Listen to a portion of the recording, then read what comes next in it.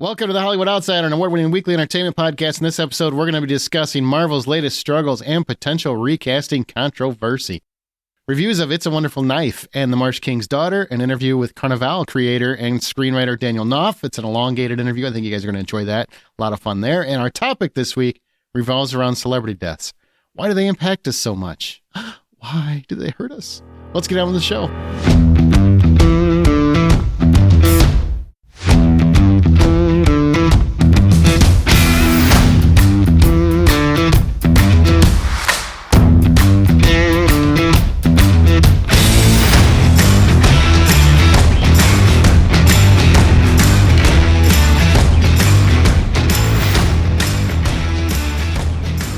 My name is Aaron Peterson. Joining me today, our fellow host, John Davenport.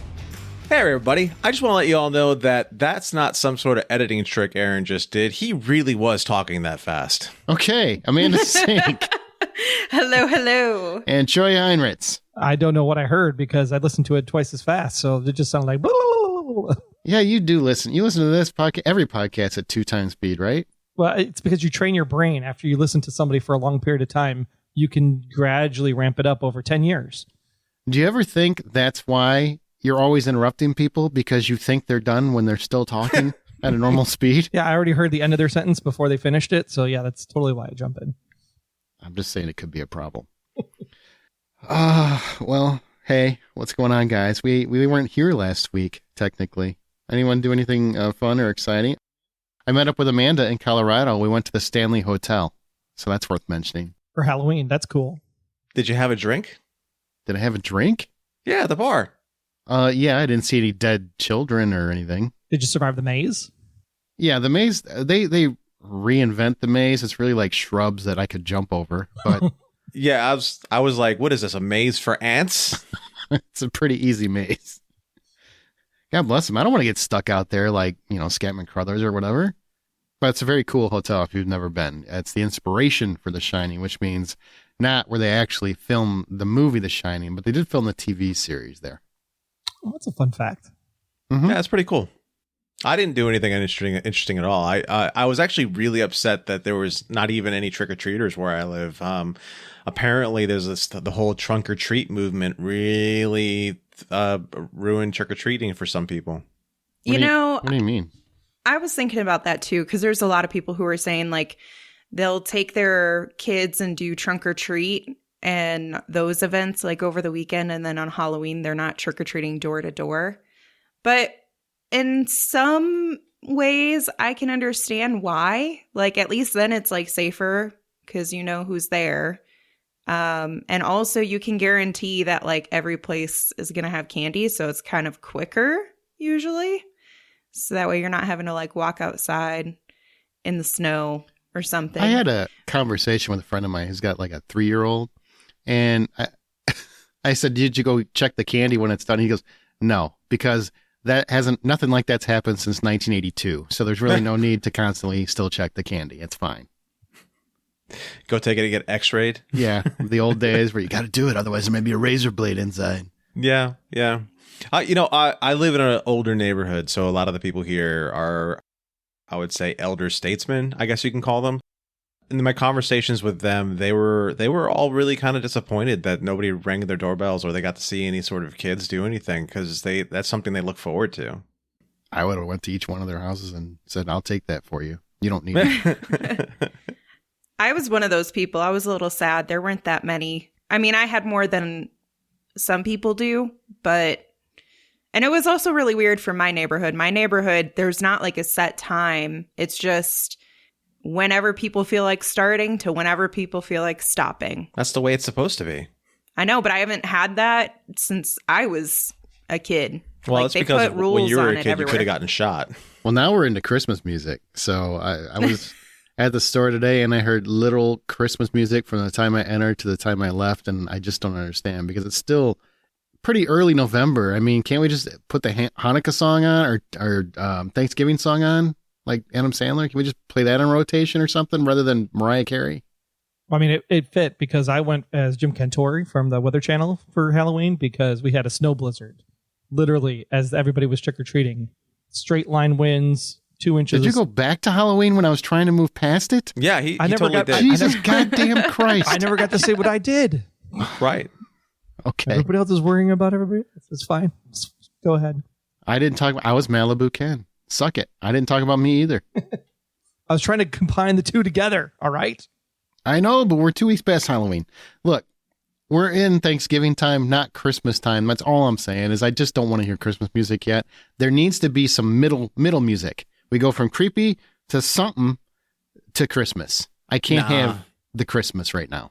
I'm all about the Christmas right now. Let it happen. I mean, there's a lot of people who are still struggling. There's a lot of people who are still having hard times. Let them have their Christmas music. Let them have something to smile about. No, I say no. I get it. They can wait until it's Christmas time. All right. I put my tree up yesterday. Jesus H. Christ. Are you kidding me right now? That's only because he's it's because I bought a new one and I had to pull it out of the car. So I was like, why am I going to Why didn't carry you it? start with that segue instead of going backwards? Well, because it doesn't change the fact that he put a tree up yesterday. Exactly.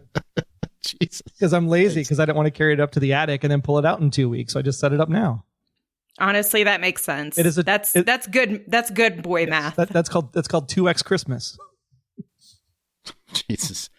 I've had the same tree for, I think, 30 years. And every year I'm like, I'm getting a new one. And I haven't. So all your branches are breaking and falling off. They're like duct taped on. Yeah, I'm good with them. Somewhere in North Carolina, there's a tree of mine from when I was a kid, and I have to figure out where in my mom's house it is because I haven't found it yet. It's like Charlie Brown Christmas tree now. It is. It's supposed to be my Christmas tree. I hope Lucy holds that ball for you this year. I really do. Let's be honest. Lucy's been holding the ball my all entire the time. life. I was just gonna say that same thing. Let's run into some movie and TV news. We've got some stuff to get to. In the interview with Daniel Knauf, if you don't know, Daniel Knauf created Carnivale. He also worked on the Blacklist. He's worked on a lot of television, Spartacus, Dracula, a lot of television. Supernatural. Yeah, he did an episode of Supernatural. Nickelodeon's The Astronauts, and we're gonna have a whole interview Troy and I did with him. It's about an hour where we talk about the WGA strike. We talk about our topic on this. Why do you think celebrity deaths impact people so much? We talk about those shows that he worked on and why they were so impactful and some little secrets behind those shows. So yeah, it's definitely worth listening to. And we're going to have that at the end of the episode. Right now, some TV news. So Yellowstone's final episodes return in late 2024. That's confirmed, as well as more spinoffs, 1944, as well as the next version of Yellowstone, which is only called 2024 at this point. It'll be called something else. It's thought to star Matthew McConaughey. Also, House of the Dragon Season 2 returns summer 2024 because they were able to film during the strikes for whatever reason. Last of Us Season 2 is being planned in early 2024 for a 2025 release, as is White Lotus Season 3 and Euphoria. And Hulu is in the early process of a reboot of Prison Break with all new characters. And that's funny because Hulu is going to be all bought up by Disney soon. That's a lot of stuff happening Or for not a happening. town that isn't working. Because it's all like, hey, this is coming. This is coming. This is coming. This is coming. Which means we've heard the same thing from Marvel, and it's like, this is coming. This is coming. And then it's all pushed back. It's pushed back. And The Hulu thing is definitely happening. I'm excited for that. Why? For people who don't understand, basically Comcast still had a stake in Hulu. Disney's buying that out for $8-something billion. So now Disney will own all of Hulu so they can have more adult content regularly. Why do you think that's great, Troy?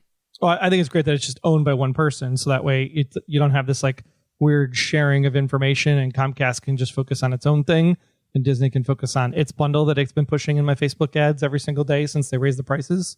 But no, I'm just more excited for the Prison Break part of it. Like, I think it'd be fun to see new characters and understand like where the legacy ties in with the company and all the things that we got to see throughout the entire course of the series and how that plays out in a reboot.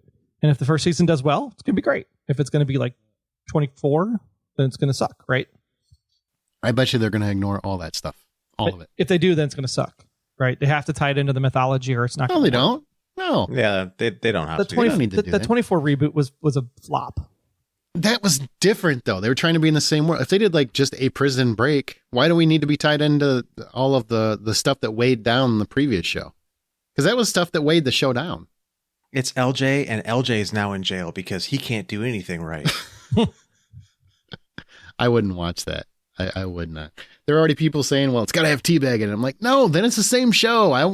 I always thought that would be a cool anthology show. Every year it's a different prison with different people trying to figure out how to get out. So you never know who's going to make it, who's going to live. Oh, you know what I mean? That would be cool. Mm-hmm.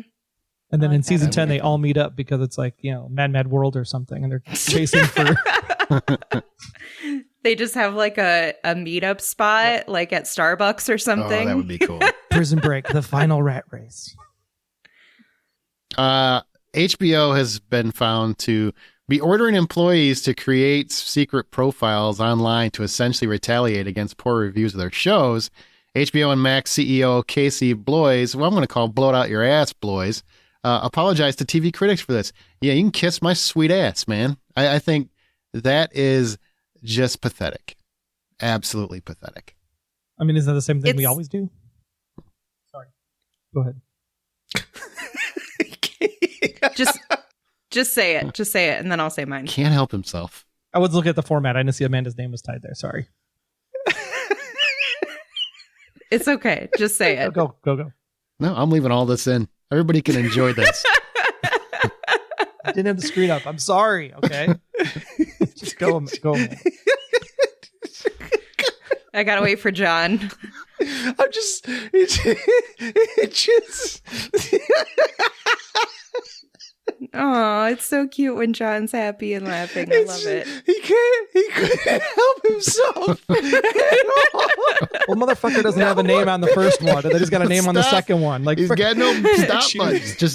He's just ready, winding up. Stop talking. And then I love the fact that everyone's going to see and hear exactly what Aaron's constantly talking about. Okay, I'm going to mute myself now. Amanda, what do you got to say about this? Yeah, I mean, above the fact that this is just absurd and childish, it's also just incredibly unprofessional. And I also find it very cowardly, because if you want to respond as yourself. I feel like going out of your way to make fake accounts so that way you can tell people, hey, screw you, I like my show. Mm-hmm. I feel like that's just cowardly and weak, in my opinion. If you want to be tough and you want to say to critics who are doing their job, hey, screw you for doing your job and doing this, appropriately, and sorry that I made something that you guys didn't like, you're just going to sit behind your keyboard and your fake profiles. It's embarrassing for you, Casey. It is. It's really sad. It's just weird. Guys, I want to hear this meeting. Here's what I want you to do. We're getting trashed on this show, all right? Nobody likes what was the one with The Weeknd? What was that one? And Lily Rose Depp. The You know Idol? what I'm talking about? The Huh? Idol. That's what it is. The Idol. So, guys, The Idol is not getting great reviews. Here's what I want you to do. I want you to go create a Twitter account, or X account, as it were, or as it is now. And your name is Stevie Steamroll. And you just go on to all the critics. Stevie Steamroll? Stop. I can't think of clever names because my name's Casey Blow It Out Your Ass. So go do that and then go trash those people for all their bad reviews. Anybody that wrote a good review, go praise them. Say good job, go team. But if you see a bad review, trash that review. It's just, that's how we handle this. That's how we maturely handle this problem. Janet Sock Puppet Jones. Yeah, exactly. Damn it, Janet. I love Janet. All right. I mean, at least he owned it and apologized. He didn't own it. He got busted. Yeah. Rolling Stone Okay. busted him, and that's why. Oh shit! I got busted. It's kind of like, Yeah, that's true. The camcorder caught you leaving the prostitute's room, and then suddenly, oh, sorry, honey. Yeah, It's very specific. I'm gonna own this. But some people do double down when they're quote unquote found out. Are you trying to So- defend this in some way? No, I'm just trying to find a positive here. Well, he was caught. That's positive. Let's move on to Variety's article. Variety released an in-depth piece on the struggles at Marvel, and there were several intriguing items we're going to discuss here in a second. But I do want to mention Marvel did drop this bomb after this article came out, I guess looking for some positivity for them. Marvel Spotlight is a new platform that they have that is coming out to bring more grounded, character-driven stories to the screen, and in the case of Echo, focusing on street-level stakes over a larger MCU continuity. Just like comics fans don't need to read Avengers or Fantastic Four to enjoy a Ghost Rider Spotlight comic, our audience doesn't need to have seen other Marvel series to understand what's happening in Maya's story. Sounds like a complete reversal from everything they've told us for the last couple of years. Does it not? Yeah, it really does sound like a complete reversal. The whole idea that Marvel's been wanting to do is to create this universe where everything interacts with one another. But now they're like, okay, we're going to go back to smaller things. And on one hand, it makes sense because they can't keep doing these massive epic stories. They just can't keep up. Yeah. Especially if they're going to start doing things where it's you got to watch a television show or you got to watch a movie and all these other things. People don't have that kind of time anymore or the attention spans to be able to keep up with this. So yeah, it is a reversal. It's kind of a smart reversal, but I don't know. I sort of feel like it's a little late. Maybe Troy, we could knock it off. Play with you could do the. I mean, the content's not the It's the timing and the delivery of the content. Bullshit. The content is the problem. There's too much and it's not very good. Well, it's too much too fast, right? And it's not very good. And it's not very good. Not very good is a problem with the content. Stereo where available. That in. Well, yeah, I think taking what we saw. I mean, if you were to redo this, right? If Marvel did this the right way, like not that Star Wars is like better in quality wise, but it's more tolerable and more digestible because they're waiting. Also not. Also, we can't agree with they're waiting. They're waiting like 6 months in order to release the next thing. It's like there's time to like miss it before the next thing comes out. You know, Marvel, it was like new series ended, new series started. Series ended, new series started. It was like Falcon and Wanda and like all that just felt like it dropped like every single day. It was just an overload at the front end of it. That by the time you got to where we are now, where it's a little bit more, we need something to drop that's new when the next thing ends because people are going to unsubscribe when the show is over. Like now the pacing seems a little bit more realistic, so it's easier to keep up with it. But I think the other problem they're having is that they're tying it together. Like we're talking about maybe like, should we go backwards, right? And do content that's in the past that still fits into the old 10 years of MCU that we wanted to see from before. Star Wars did a good job of that early on, coming back and doing Clone Wars after the prequels, right? So it's a matter of come up with a good story and stick it in the timeline where it makes sense instead of trying to make Phase 4 happen, right? But Disney wasn't involved with that at all. Right. Yeah, and I gotta say, I mean, I hope you get your new job at Marvel that you're shooting for, but right. That's just total. I can't agree with anything you said because their content has been bad for the last couple of years. Like most of those shows were not good. I couldn't even watch most of them to completion. They based everything on them all being connected, and now they realize that the oversaturation has killed the whole brand because people aren't getting excited for Marvel properties anymore. The Marvel's box office is, by the time you hear this, it might already be out, and it's already forecast to go less than Black Adam and The Flash made, which were considered flops at the time. That's not good. Marvel's brand is damaged, like severely damaged, and this is just trying to course correct because they realize finally, or Bob Iger realizes, you guys just did too much. You spent too much money. We're not getting any bang for our buck. There's no impact. And I think Star Wars has the same problem. I don't think it's a different problem. It's the exact same problem. I don't feel like there's a 6-month break between Star Wars shows. To Troy's point on this, everybody is kind of agreeing that we had way too much content in the beginning. It wasn't fleshed out in its plan. Now we're like, they just really did kind of one of those roller coasters. Oh, we're going to drop everything, get everybody really excited about our streaming service. We're going to put something out every month, every couple weeks.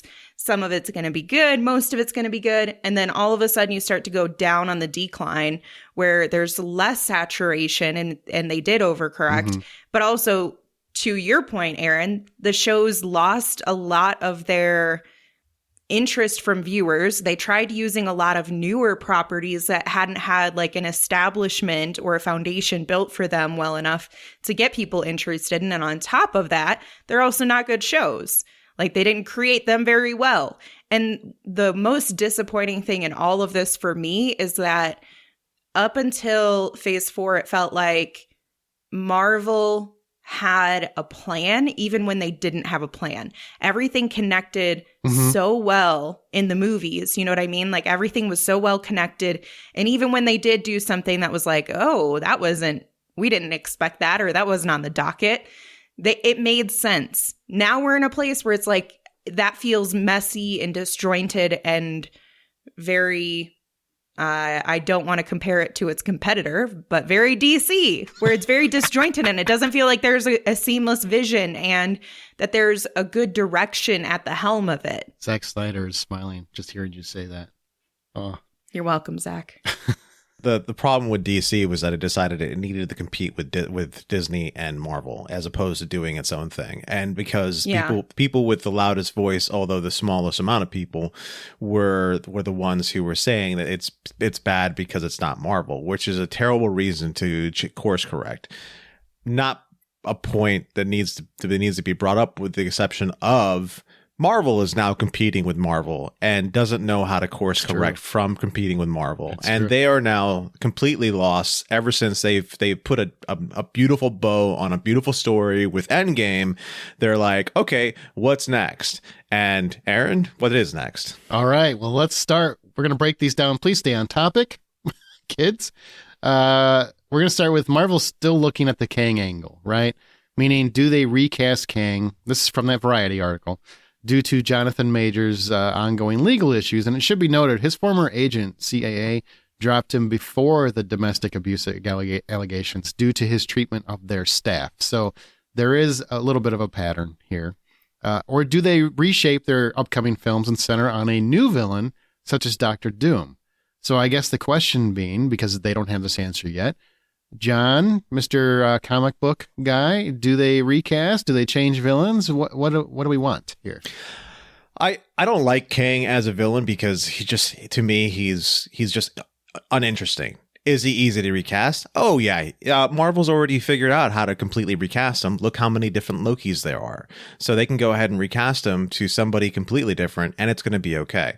I think one of the better moves would be to do something with Doctor Doom or the villain from Guardians of the Galaxy Volume 3, which are both two different people. The High Evolutionary? The High Evolutionary. Mm-hmm. Sure. You know, both of those would be a much more interesting story. You go with the High Evolutionary just because it's a way to include the Marvel Universe as a whole, or you go with Doctor Doom if you want to keep it all Earth-centric and something that's more down to earth, more easy to build a relatable story around. And there's a lot of people who are involved that you can actually bring in, that they're already talking about bringing in, like the Fantastic Four, so on and so forth. So, you know, they can redo Apocalypse because now they have the mutant storyline to work with as well. Oh, but that was so well done. That's sarcasm and snark. All right, with that one. But even with the mutant storyline, you have other mutant villains that you can pull in that aren't Apocalypse or aren't Magneto. You have Sinestro. I can't even think of some of the other ones, but there's other ways you can actually bring in villains that would be just as impactful as Kang would have been, because let's face it, you're not going to, they went too big too fast by making Thanos the main villain of the first phases. I don't agree with that portion, but I think Thanos worked perfect. I don't really think there's any problem with how they did Thanos. I don't think there's a problem with Thanos either. I just think that it's too big of a villain because nobody's going to match up to that. Oh, I see what you're saying. Okay. Yeah, that's a fair point, at least. That is I can see that. I misunderstood your point. Kang, I don't find that interesting. Agreed. I'm on board with that. I don't find him to be an interesting villain. Nothing against Majors' performance. I think Majors is a fine actor. He's a good actor. I don't think he's a great actor. I think he's a good actor. And but Kang isn't doing anything for me. Quantumania sucked. Sorry. And Kang was a big part of it. I don't want a whole movie of that. Kang doesn't bother me at all because the motivations of Kang seem like they're along those same lines as what Thanos's might have been, and maybe it's too similar. But Kang isn't the issue. Majors was the issue for me. I thought Majors was wet paint in the whole movie. Even when they did like the whole propagation and AI and 3D models and that arena scene at the end, I was like, this is ridiculous. Like the High Evolutionary, I'm totally going to butcher his name, right? Iwuji. that actor like seeds villain the entire movie. Like you need a villain kind of actor, and Majors just doesn't come across as a villain actor. He just is like, yeah, I'm awesome, I'm cool, I'm boss, I own the world, I own the universe. Like it was just boring. That's the problem. It was boring. Yeah, if Kang was a character that I gave a shit about, then I would say, you know what? They've recast before. They could do it again, you know, as long as they do it properly and like they did before. But this isn't one that I think matters enough for us to get our panties in a bunch over. Like, let's just cut it out, move on, you know, reshape our vision and move forward. Like, it should be that simple. I mean, speaking of reshaping, it's been 2 years since a being came out of the earth, and no one's mentioned it in anything. The Eternals. I just saw somebody posted a screenshot of that today or yesterday or something like that. I think we did on our Facebook or X or whatever. But yeah, no one's mentioned it. Like satellites aren't picking this up. Elon and his goddamn satellites aren't picking this up when they're roaming the world. That there's a hand sticking out of the planet now. Don't forget the head. And the head's head. also sticking. Sure. Yeah, that doesn't raise question at all. I'd love to see Dr. Doom. I think that's a great doesn't- character That would be cool. hasn't been done right yet. So Right. No, he would be a great character, because if you want somebody who can not only be a villain, he can also be understood as a villain. And sometimes you're going to go, oh, well, he's got kind of a point. well, and you can introduce him everything's about the multiverse right now. That's a perfect connection because he's already been introduced in another Marvel property previously, twice. So And you teased use it. that to branch it. And you teased it in Doctor Strange, right? In the Multiverse of Madness, you already had the Fantastic Four and the tie into X-Men, and it's Sure. like that should have been that's the on ramp right there. Let's just go and forget about the Avengers and go straight into X-Men and mutants. Well, easy there. I like my Avengers movies. Now we're going to move into the one that I care about most. Marvel's Blade almost lost Mahershala Ali because he was frustrated with the weak script, which at one point, this is according to sources, made Blade the fourth lead among a group of women filled with life lessons. I don't know if that's true. With the current state of comic book the world, I believe everything and don't believe anything at the same time. Whatever it is, Mahershala Ali was about ready to leave because it wasn't the Blade story he assumed it would be. So now they've tasked Logan writer Michael Green to rescript this film. It's going to have a budget it's going to have a budget of less than $100 million because Marvel's trying to bring down these insane budgets. For example, to give you an example of like how crazy these budgets have gotten, She-Hulk, which was a half-hour show? Wasn't it a half hour? It vacillated in size or length. Sure, you use your fancy words. Average of 42 minutes, probably. Whatever. It cost $25 million per episode for that show. That's insane. That is just insane. So they're trying to bring these costs down because, I mean, each Marvel movie now is like $250, $300 million. So if they don't make $800 million, it's not profitable. Like Quantumania was considered a flop. It made a little less than $500 million worldwide. As it should be. It was a terrible movie. It was, but, you know, most movies would be like, hey, we did good. No, not Marvel movies. They got to do $700-800 million to be considered profitable. Mm-hmm. Meanwhile, Jason Blum's out there counting his stacks of money for no good reason. Yeah. Laughing at everybody. Five Nights at Freddy's crushed, you know, and it had hardly any budget, made nothing but profit, and it streamed the same day and still made a killing. It's wild. So, you know, what do you guys think about the Blade scenario? I, for one, am very happy that they're getting a screenwriter of talent. They're streamlining this. They pushed the release date to 2025 to give it time to be done correctly because I think Mahershala Ali will be a fantastic Blade and there's no reason to recast. So we need to get it done. He will be. Yeah, he's got to be one of the best candidates that I could have even imagined putting into this. And honestly, if your lead is feeling that frustrated and telling you like, hey, this is not good. And it's to the point where Marvel did a reevaluation and they're like, yeah, you're right. This is not good. Go ahead and rewrite this script. Then it sounds like he made the right call. And honestly, I kind of wish some more actors would do this. I probably shouldn't say that because then things will get out of control. give somebody an inch, they take a mile. Yeah, there's already enough egos in Hollywood. Yeah, seriously. But I'm totally in line with this, and I love the fact that we've got our Logan writer in this because Logan was great. So it makes me more interested. I mean, I was already fully on board, but now I'm like, okay, cool. You've got me signed up. Are we getting a check? Mm-hmm. She is apparently. Yeah. Apparently. I'm just glad they're going to like tailor it so that the budgets are in line. Because like going back to She-Hulk, right? You're talking. Oh, I thought Taylor Swift was going to show up. Okay, maybe. I'm like, well, that would make sense this year. It would make Marvel more interesting. Made the Chiefs more interesting.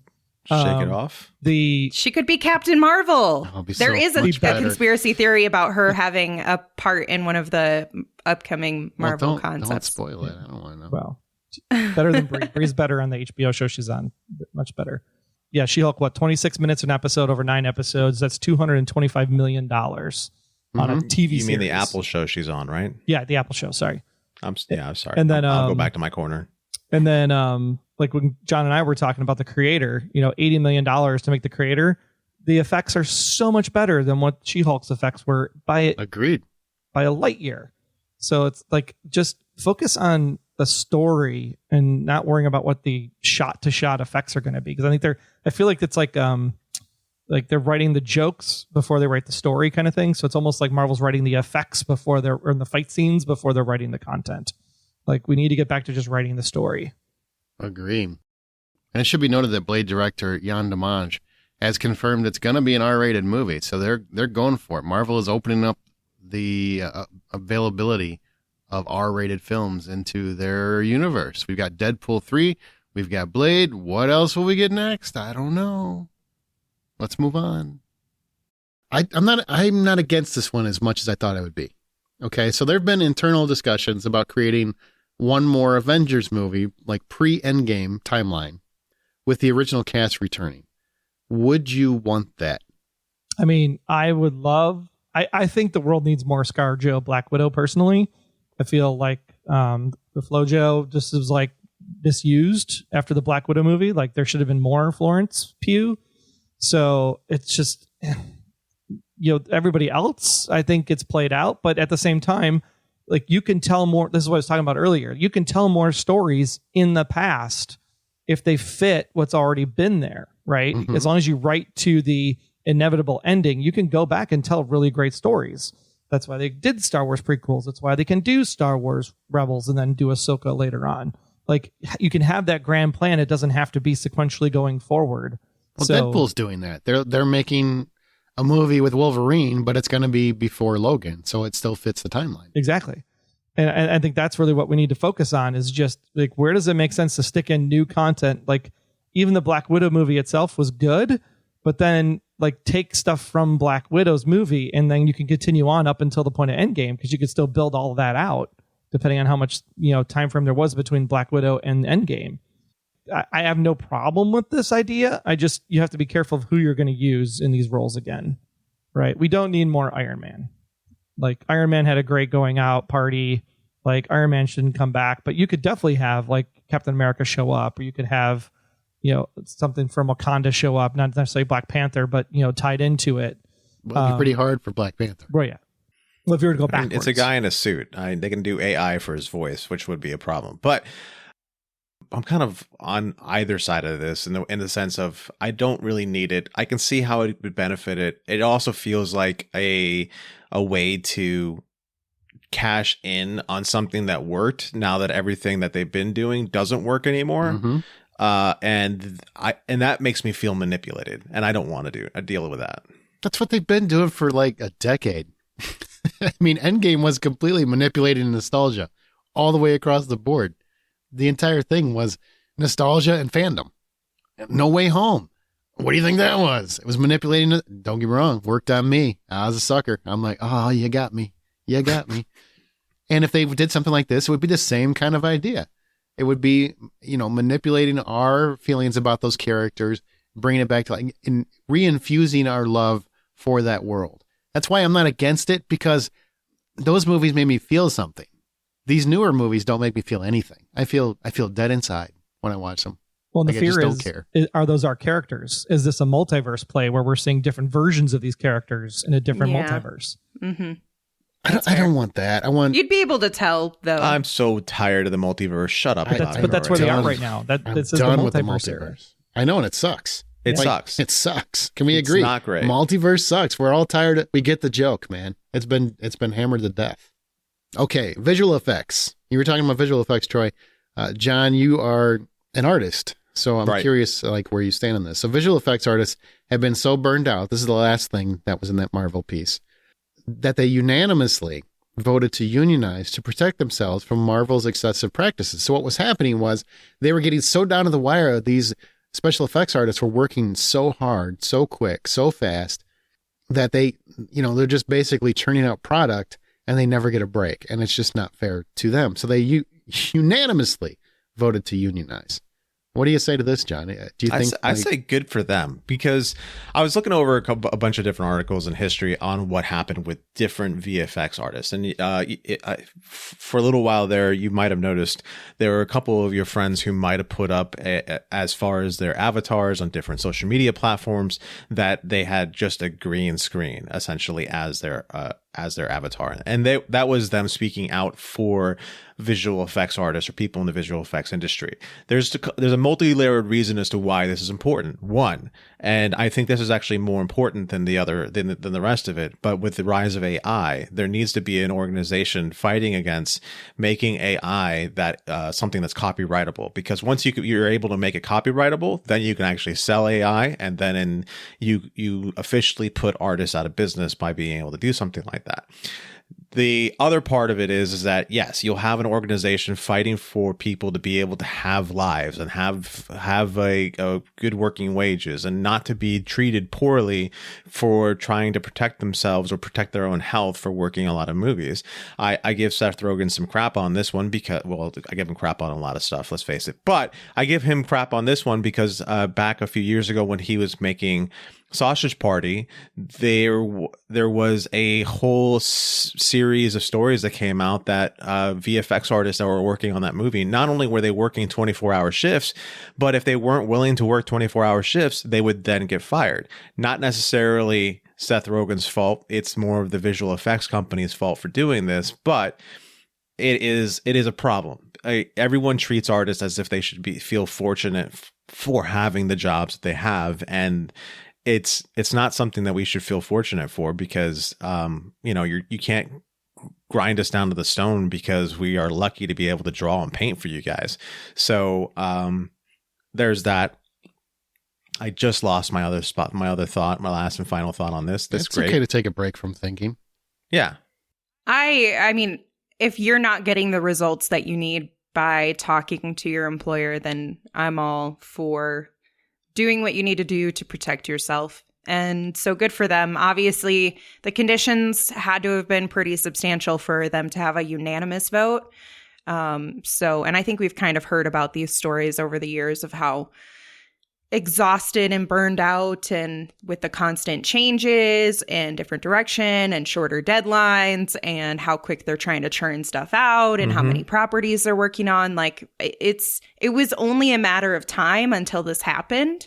But it does make me wonder, did they do all of this kind of for nothing now? Because if they're going to significantly decrease budget for these movies, these properties, they're probably going to have less need. I don't want to say less need for the artists, but they may rely on them a little bit less. And that's fine. Look at movies like The Flash. That movie, the visual effects on that movie were the worst kind of hot garbage. There's a bunch of different Marvel movies and Marvel TV shows where we can say the same thing. And the whole reason why this is important is that we as viewers sit there and start looking at these visual effects, and we start noticing that there's a step backwards happening in visual effects when we should be seeing nothing but leaps and bounds forward. But because you are crushing the souls and the abilities of the people who are putting all this out there for you, now it's starting to look like step backwards, where worst case scenario, we're back to The Mummy Returns and The Rock's freaking scorpion thing and looks terrible. But it looks like what we're getting now. The scorpion thing. Yeah. Like MODOK. Terrible. Terrible. Terrible. The thing here is that the union is still, I think, needed. So I think this is great that they unanimously voted this way. So even if the budgets are reduced, what's going to happen then is that VFX artists are going to get laid off, and it's going to be less people to do the same amount of work because even though there's like less money for it, they're still going to demand better work for the lower price. And it's just the way that corporations are even going these days with the way inflation's been going.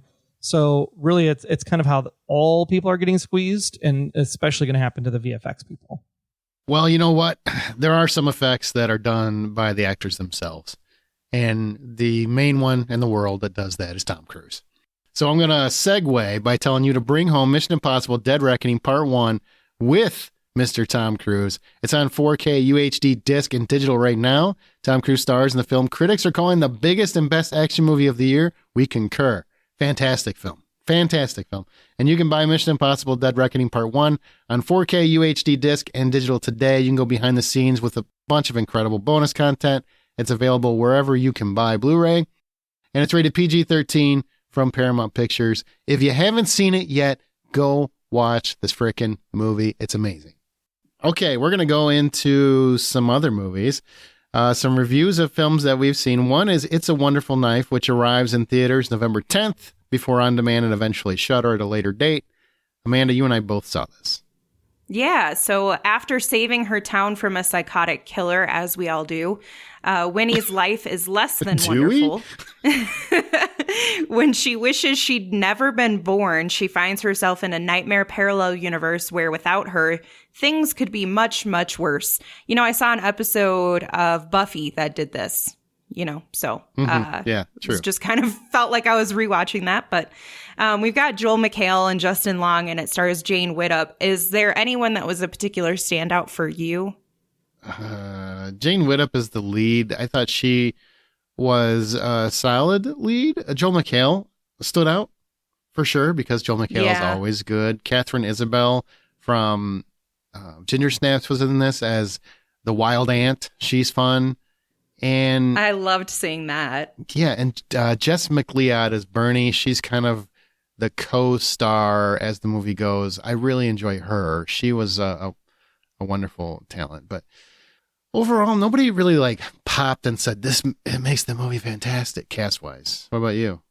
Yeah, I would probably echo everything that you just said. I mean, I will say I got to give Justin Long credit for the fact that he was willing to do whatever he did to his teeth, because he had really strong, oh God, what is his name? What's his name from National Lampoon? Chevy Chase? Chevy Chase. He had Chevy Chase teeth going on. Yeah, that was weird. It was weird, and his personality was weird, but it reminded me of how weird the mayor was in The Grinch. Sure. And that's kind of a beloved character too. Some people just really like weird off the wall characters. Especially when it's this type of dynamic for a character. So yeah. I don't know. I gotta give him credit for being willing to do that with his career. He was, I give him credit, but I gotta tell you, that was probably the biggest hindrance of the movie for me. It was not enjoyable. Terrible. It was over the top. It was ridiculous. Everybody else felt like they were trying to be in the movie they were in. And I guess that's where I come to the tone, right? This is very much trying for the same tone as Freaky and Totally Killer, very horror, but funny at the same time. And it never finds a rhythm. It's all over the place. And that's probably my biggest struggle with it. What about you? Yeah, I think that the concept, although, fairly generic, is still a solid one, especially as you learn some more of the details in the story.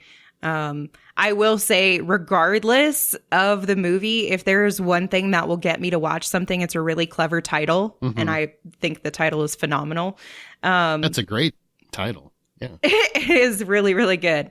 And the concept and the execution was decent, but I agree there was definitely something that I can't pinpoint exactly what it was other than Justin Long, where I was just something in me is disconnected with this.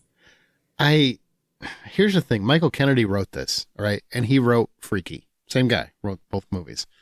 Freaky, I think, captures the tone very, very well. And I think here, maybe it's director Tyler McIntyre, I don't know. But for whatever reason, I just feel like it can't find the footing for what kind of movie it wants to be. There's so many points where I think this could be right in my wheelhouse. I really love the killer's look. It's basically an angel with kind of a pale face. I really dug the look of the killer. I really dug the fact that we know who the killer is from the first opening minutes. It's not a matter of a who done it.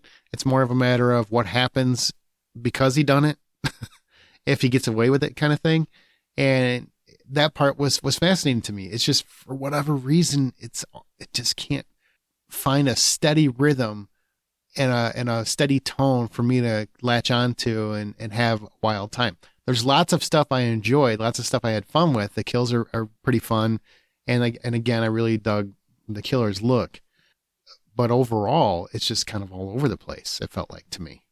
Yeah, I would agree with that. I wondered myself if there was some sort of a disconnect between our director and writer here, because Tyler has written before. So I almost wondered, he's actually wrote the Five Nights at Freddy's, which is pretty popular right now. Mm-hmm.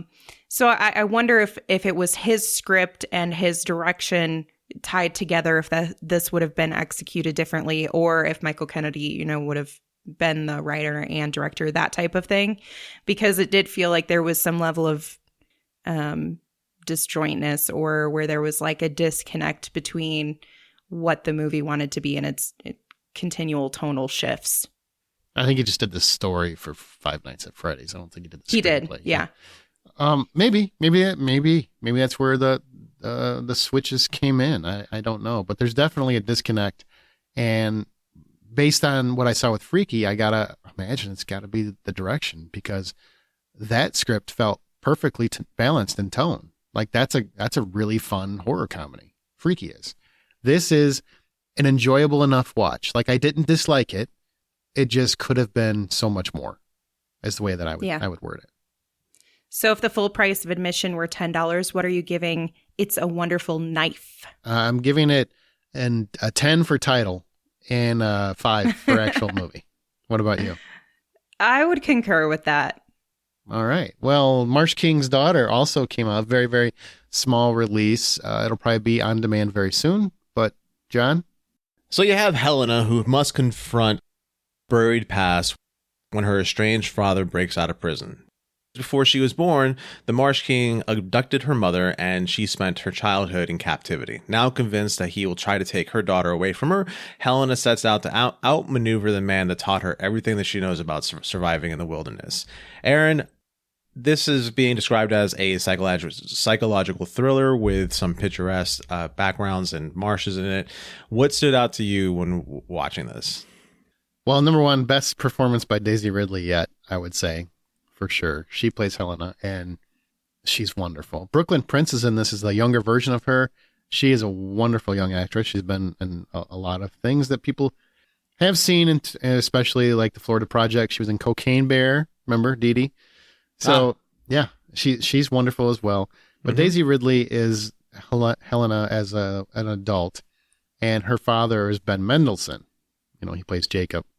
And in her mind, she thought her dad was a loving man. He was a loving guy. She had no idea that her dad was a psychopath. And then he ends up going to jail and breaking out. And she has to wrestle with the idea that this is still her dad. She still loves her dad. But in the same token, is he insane? Like, obviously he's a monster, but she doesn't realize what a monster he is. So what really stood out for me is Daisy Ridley she has to run the gamut of emotions throughout the film. It's really more of a character piece than I would call it a psychological thriller. It's really about her coming to terms with her past and learning to accept who she is, what her father is, and what she needs to do about it. All right, very cool. So yeah, you mentioned Daisy Ridley is standing out, and it does have Ben Mendelsohn and Garrett Hedlund in it as well. Garrett Hedlund is barely in it. I wouldn't even really mention him. He's the husband, and he's a real shitty husband as far as I'm concerned. Like, because she doesn't tell him anything about her situation, and of course, once he finds out, he's very mad about it. He's really kind of a dick, and he's only in the movie for like 5 minutes, so it's really not that beneficial. Oh, well, that seems like that's not enough use for him. Okay, so the director, Neil Berger, is known for a few things. He's done The Illusionist, Limitless, Billions, The Upside, just to name a few of the things he's done. Is there anything about his way of directing that carries over from film to film that you notice, or what do you think that he does well here? I think what he does well here are wide shots. Nothing really stands out in terms of tension or tone.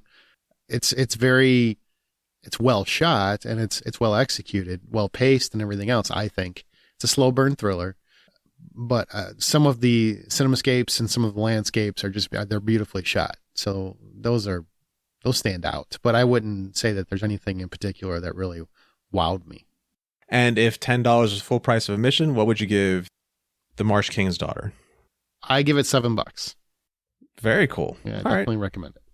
Now let's go to our From the Outside In topic.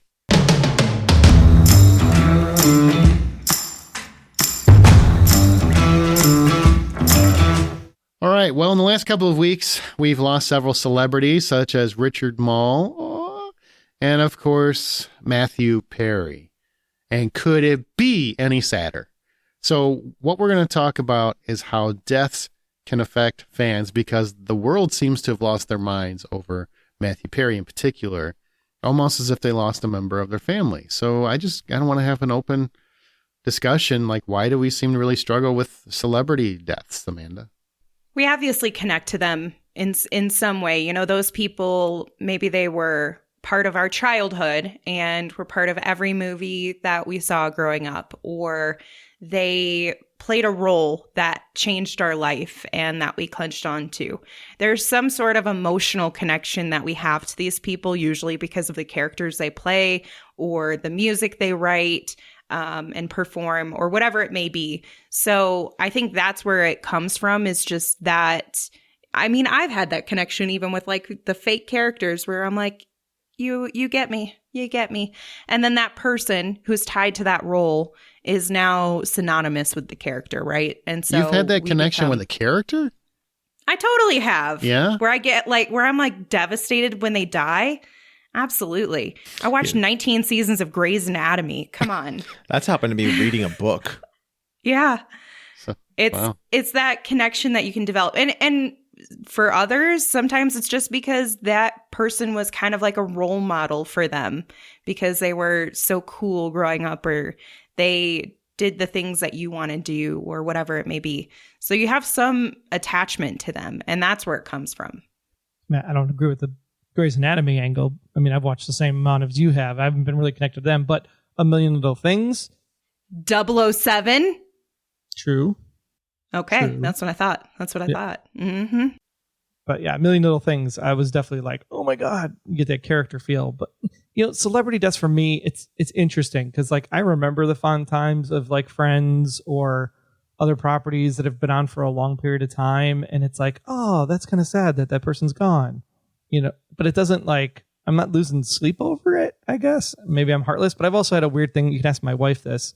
Like, I have a weird thing about death. Like, once death happens, it's like, okay, you know, they were here, now they're gone. Because I don't really feel like they're gone, right? Because Jesus, man. Well, because like I believe in like spirit energy, right? So even though their physical presence is no longer here, like their spirit is still here. And if I want to go hang out with Matthew Perry, I can go pop on Friends at any time and hang out with Matthew Perry. So like, I don't think that the death is that like tragic for me specifically, in the way some people have felt like, you know, tragic to it. It's just a different way of looking at the experience. Like, I don't ever think, you know, we'll never get new Robin Williams stuff, but I can always go visit Robin Williams again. I think that's kind of the different take I have on it. Yeah, I respect both those takes. I don't know. I'm in the camp of there's certain people who I've built a connection with, and once they pass, it sort of feels like a piece of my personality has gone with them. You know, something that I grew up with and I identified with so much is and that person created it. They put it out there in the world. I absorbed it. And now, maybe I feel responsible for whatever it is that I gleamed onto from them at that point. And it doesn't happen all that often, but there are some people who do seep through. Richard Mole recently was one that really got to me because I loved Bull and I loved what he did on that show, and which is Night Court, and everything about that. I've been quietly hoping that he would show up on the new Night Court, but he obviously isn't. No, it'd be weird if he showed up now. Right. Okay. Harry Anderson hit me more on that in terms of that show, and Marky Post, and I mean, just like God, one after. I'm just surprised John Larroquette's still kicking at this point. I think it's just because for me, it has to be really shocking to really impact me. And also because Richard Mall, to me, he's 80 years old. That's not a huge shock. It didn't really take me aback. And plus he hasn't been very active in the last many years. But the reason why I think people get so attached to celebrities as opposed to anything else is you see them more. I see them more than I see people I care about.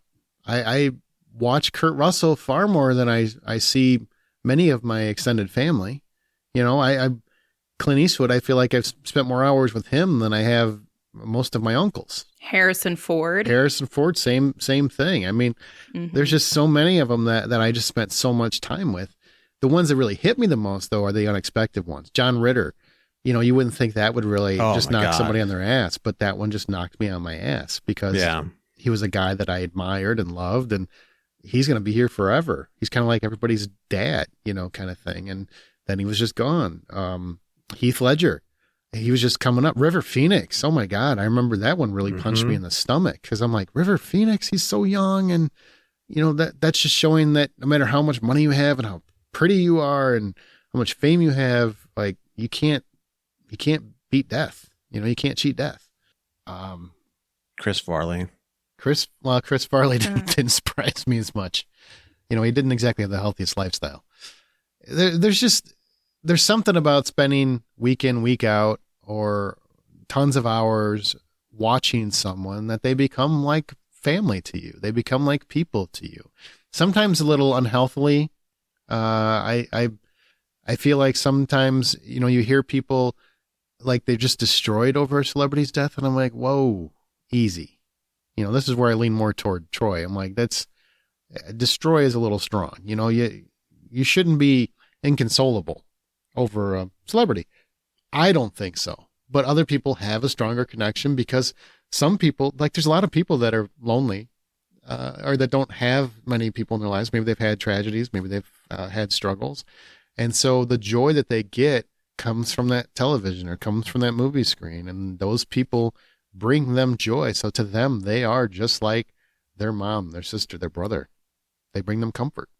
I also think it depends on what time of your life that you've spent time with these people, right? Like we grew up with, Kurt Russells and Harrison Fords, but I mean, most recently Pee Wee Herman, right? Pee Wee Herman was huge in the way that our lives were developed from 86 to 91 for people, Aaron and my age, and even John's, right? Like when Paul Rubens ends up going, the way of the dodo earlier this year, it's just kind of like, oh man, like you reflect on all of the things that we do today that come from, Pee-wee's Big Adventure and Pee-wee's Playhouse, today's secret word is, and it's like, that's the stuff that I think that hits you. It's like all of the nomenclature and taglines and funny things that you end up saying, really connects you to the human being.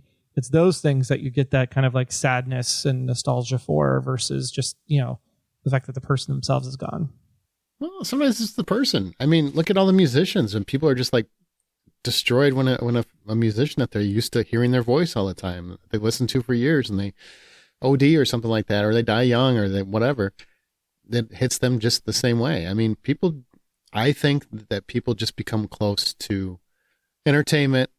Maybe they don't have strong personal relationships, and that's a strong personal relationship for them. Matthew Perry do you guys know anybody that's really having a hard time with the Matthew Perry situation? No, I don't know anybody who's having a hard time with it. I am finding that everyone and their mother is sharing clips from that show. So now I feel like I've watched more Friends since he's passed than I ever did before. Same. Yeah, agreed. I never watched Friends. That's the sad part. I like Matthew Perry in everything but Friends. I just didn't like Friends. I actually really like Studio 60 on the Sunset Strip. There was this quote that I had read, and it was a statement that he had made, and I don't know when he made it, but he was talking about like when he passes away, he knows everything is going to be about Friends. He knew that, you know, that's what would be discussed, and that was fine because it was a big part of his life. But he went on to talk about like, I really hope that at some point people will also talk about the good things that I did to try to help other people, and the organization that he built to help those who were also struggling with recovery. And I think that that was what impacted me the most about his death, was once I saw that, and then I looked all around and saw everyone talking about Friends and him as a character and not as much about him as a person. And I was like, that's kind of devastating to think about. I mean, he still had an impact, and that's still amazing and incredible and something that should be talked about. But I do think it's, I don't know, when somebody dedicates a part of their life to doing something to better the humans around them, doing everything they can, even when they can barely, you know, hold it together for themselves sometimes. Like that's the kind of stuff that I hope we continue talking about for him. Much more that than, what killed him? I don't care. I don't care. Somebody passed away. They died. It's why we have to dive into, so what specifically? Like, was he on anything? Was he doing this? Was he down there? I don't care. None of that matters. And I don't understand why people get so obsessed with that. Like, you just have to know. Why do you have to know? Are you in the insurance policy? So weird. I do think that at some point, as you get older and you experience more of these celebrity losses, a lot of them do come down to drugs and overdose. And so I don't know if that's, people become desensitized to it and then they're like, oh, it was just an overdose type of thing, versus, you know, oh, he tragically drowned, that type of thing. Because when I look at my list of the celebrities who've impacted me the most, like their deaths, I start I like go through what was their cause of death.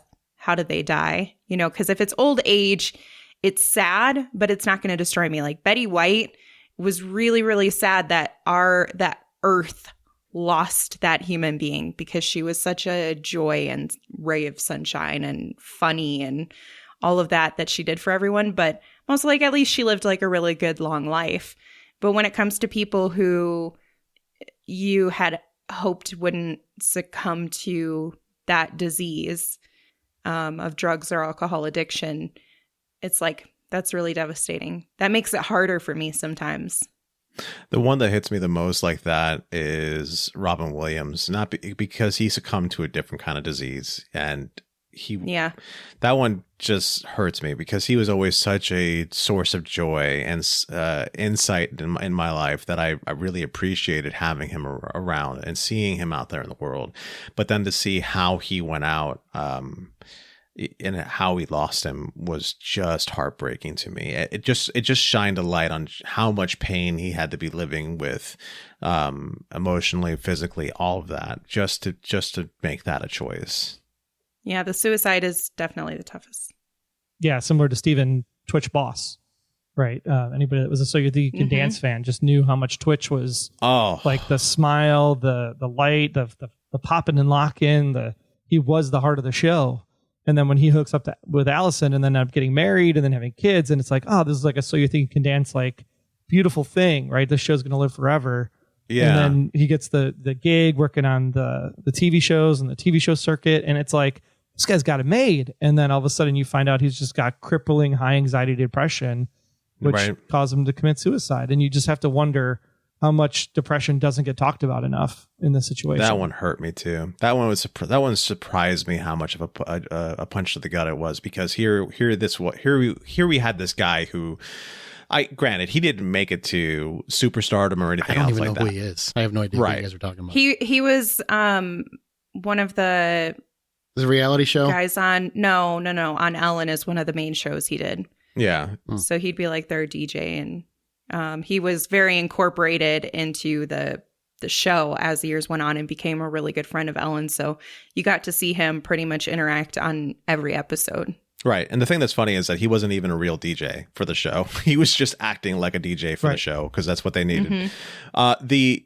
He was somebody who showed up, did So You Think You Can Dance, won millions of people over, and just strictly off of his personality, the light that he had in front, that he kind of gave off, and everything else. And he slowly made it to a point where he was able to create a life, and not just any life, but a good life with him and his wife and his kids. And yet here we are. He's suffering from crippling mental.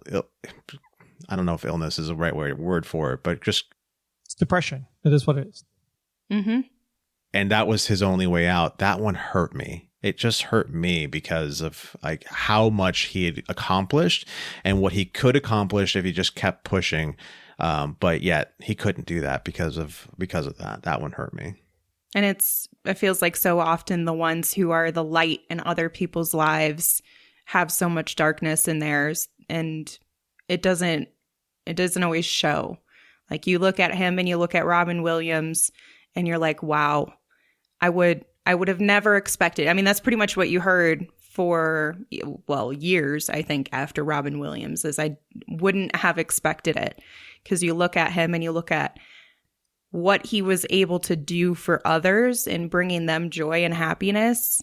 And the same with Twitch, like that's just what they were able to do for others. And that's the part that makes it sadder for me too, is like when they're able to do so much for other people's lives, and it's like, should we have done more for them? Are there any other ones that you can think of that really impacted you, that you felt like you lost a family? Aaliyah, when she died, that one really punched me in the stomach a lot. Mm-hmm. I mean, she was just rising. She was becoming a movie star. She was already a successful singer, and then her plane crashed, and that's it. Tragic. Very tragic. Alan Rickman was another one that hurt me. Still does. Both of those still break my heart. Paul Walker hit me harder than I thought he would. You know, I think the movies had a lot to do with that too. Like, well, duh.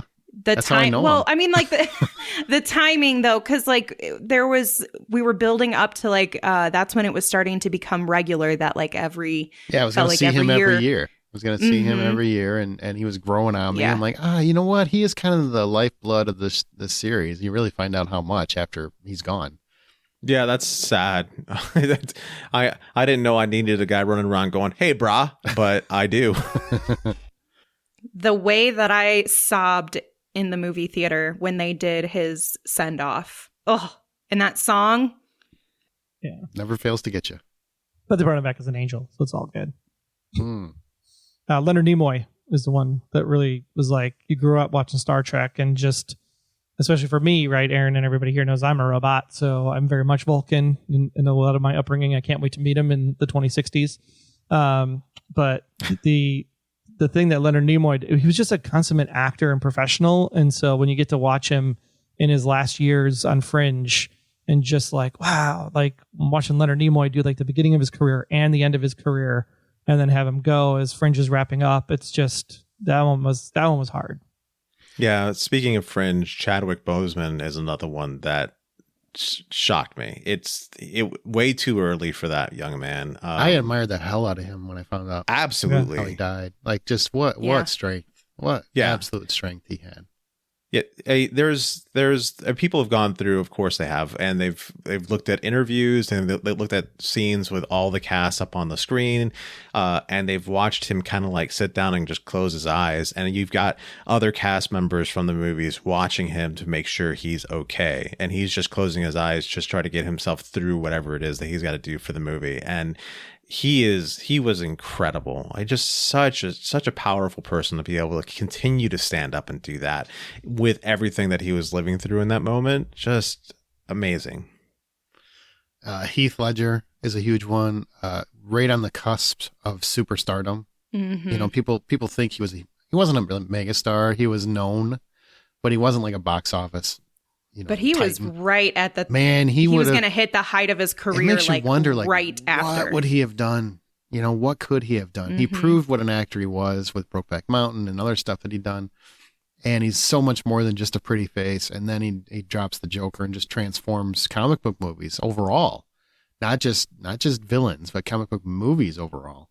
He just transformed them. And now you look at Jack Nicholson, you're like, God, I thought that was cool. You look at Jared Leto and you're like, Jesus, like nobody's gonna measure up to Heath Ledger anymore. I mean, it's so tragic. There's a lot of tragic actors out there. Speaking of tragic, Anton Yelchin is another one that's really just the way it happened and how young he was. And he was such an amazing actor, and I feel like I was getting so many great things out of him. Pinned from a car, right? Isn't that what happened? Like a car pinned him? There was a mechanical failure on his Jeep, and he got pinned to a wall by it. Oh, just like so wild to think about that whole scenario. Yeah, I have a lot of like similar way. Who? Bill Paxton, because he was literally had the aneurysm and he's on the table having surgery. And then throws a clot or whatever in the middle of the surgery. So it's like he wasn't even planning on dying that day. And you just, you realize like, Bill wasn't like a well-known like A-lister Tom Cruise type thing, but so many movies, Bill Paxton's there, he's known. Right? He's just consummate, and it's one of those things where you grew up with him, right? From the pile of poo and Weird Science all the way up to the extreme, right? Right in the Twisters and into Big Love on HBO. So I just want to go back. He wasn't planning on dying that day. Who schedules that? I was thinking that too. I was like, who's planning on dying? But to his point, it was low risk. Cancer or something that knows it's coming. It's like sure. I'm just like, who's planning it? 1 o'clock, I have that meeting. Other than senators, I mean, Steve Irwin, he died unexpectedly, but that one doesn't really. I wouldn't file it under unexpected. I'm like, every single day he's dancing with the devil, essentially. And one time the devil bit back. Don't. That's terrible. That sounds terrible. It's true. I mean, he was constantly it's too true. Death every day. And stingrays, it shows how dangerous stingrays are. Yeah. No, I saw something recently where this poor girl had a stingray barb through her shoulder. It was nuts. Brittany Murphy, that's another one. She died super young. There's so many that just. Oh, and there's so many layers to her death that just bother me. Like, was she murdered? Was she not? Who knows? There's a lot of that to her death that really bothers me. Like her husband or something, right? Like there's some speculation on that. He's dead now too. So I'm not touching that one. And of course, everybody misses Bob Barker. Well, he was 1,000 years old. That one wasn't like shocking. It's just like, oh, Bob Barker finally died. I just assumed he was already dead. Don't say that. Well, I don't mean it like, hey, I was glad. I'm not glad. I'm just he was very old. Like right up to the end. It's like, it's amazing to think like what Bob he was Barker was old before he was old. Yeah, he was just an old guy. There's a lot of tragedy. I have a lot of music related, like artists related deaths that got me. Mac Miller, with how young he was, and he was really at the top of his career too. That was devastating. Tom Petty broke my heart into little tiny pieces and fractured everything. That's lyrical. Taylor Hawkins from Foo Fighters, when that happened, I felt the entire world like stop. I was like, what? How is this possible? Like, I don't know if you guys had any of those. I'm not music hip. I don't know who most of these people are. So, sorry. Okay. All right. Mac Miller, rapper. Tom Petty. Taylor Hawkins, the drummer for Foo Fighters. Dave Grohl's BFF. And the last one that had the most, out of anybody that's had the most impact on me is Chester Bennington from Linkin Park. Because there are so many layers that go into it. It's the music that he created when I was younger that helped me survive the traumas and emotions that I was going through. So he was already like a connection point for me, an attachment. And then you listen to the album that he had literally just released with Linkin Park, and all of the songs are centered around this topic, and yet it feels like he's inspiring me to go on. And then he takes his life. And my entire world shattered I'm sorry. That's tragic. Selena got me like that.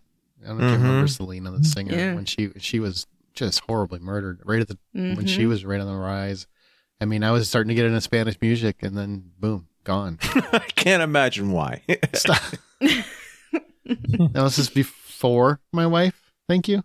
Oh, you never not like Latinas. You just that's like probably fair. Right. Yeah, I figured that was his point, was like Selena was beautiful. So made it real easy to want to get into a different genre of music, I'm sure. Didn't hurt.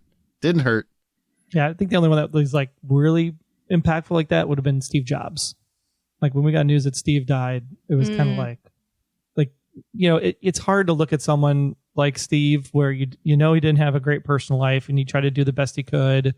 He was also this relentless, CEO, but when you think about celebrity, you see the celebrity side of it. So you remember him for the Stanford speech. You remember him for the iPhone. You remember him for the iPod. You remember him for the 4-quadrant, like relentless focus to just be better. And like when you lose a voice like that, I think that's hard for the world, because you're like, who's going to step up and be that voice now? And clearly nobody, because guess what? Every Apple upgrade seems to have the exact same camera. Meanwhile, Google Pixel is transforming things. That's right. Used to feel like, yeah, there's a good point there. Apple, when Steve Jobs was involved, had so much vision and potential. Like, don't get me wrong. I know Android had a lot of things that they were advanced on and superseded Apple on. But Apple also had a lot of really creative and inventive ideas and felt like they were constantly trying to improve and be better and do better and create more modernized and technologically advanced things for us. Not anymore. Now it's like, maybe we'll upgrade your camera, but like, guys, they're too busy. This one costs $300 more, and it's the exact same otherwise. Right. They're too busy looking at everything else going, hey, let's make one of those and then put our name on it. Yeah, they were a leader. Google's like making the best camera out there and charging the least amount of money for it. I think that's what people don't remember about Steve, is that they'll say like, oh, Apple was this innovative company. And it's like, there were a lot of people that were innovating and engineers, Steve Wozniak and Johnny Ive and all those guys. Steve Jobs made a marketing company. Like, he knew how to market. It's why they brought him into Pixar and why Pixar was so successful.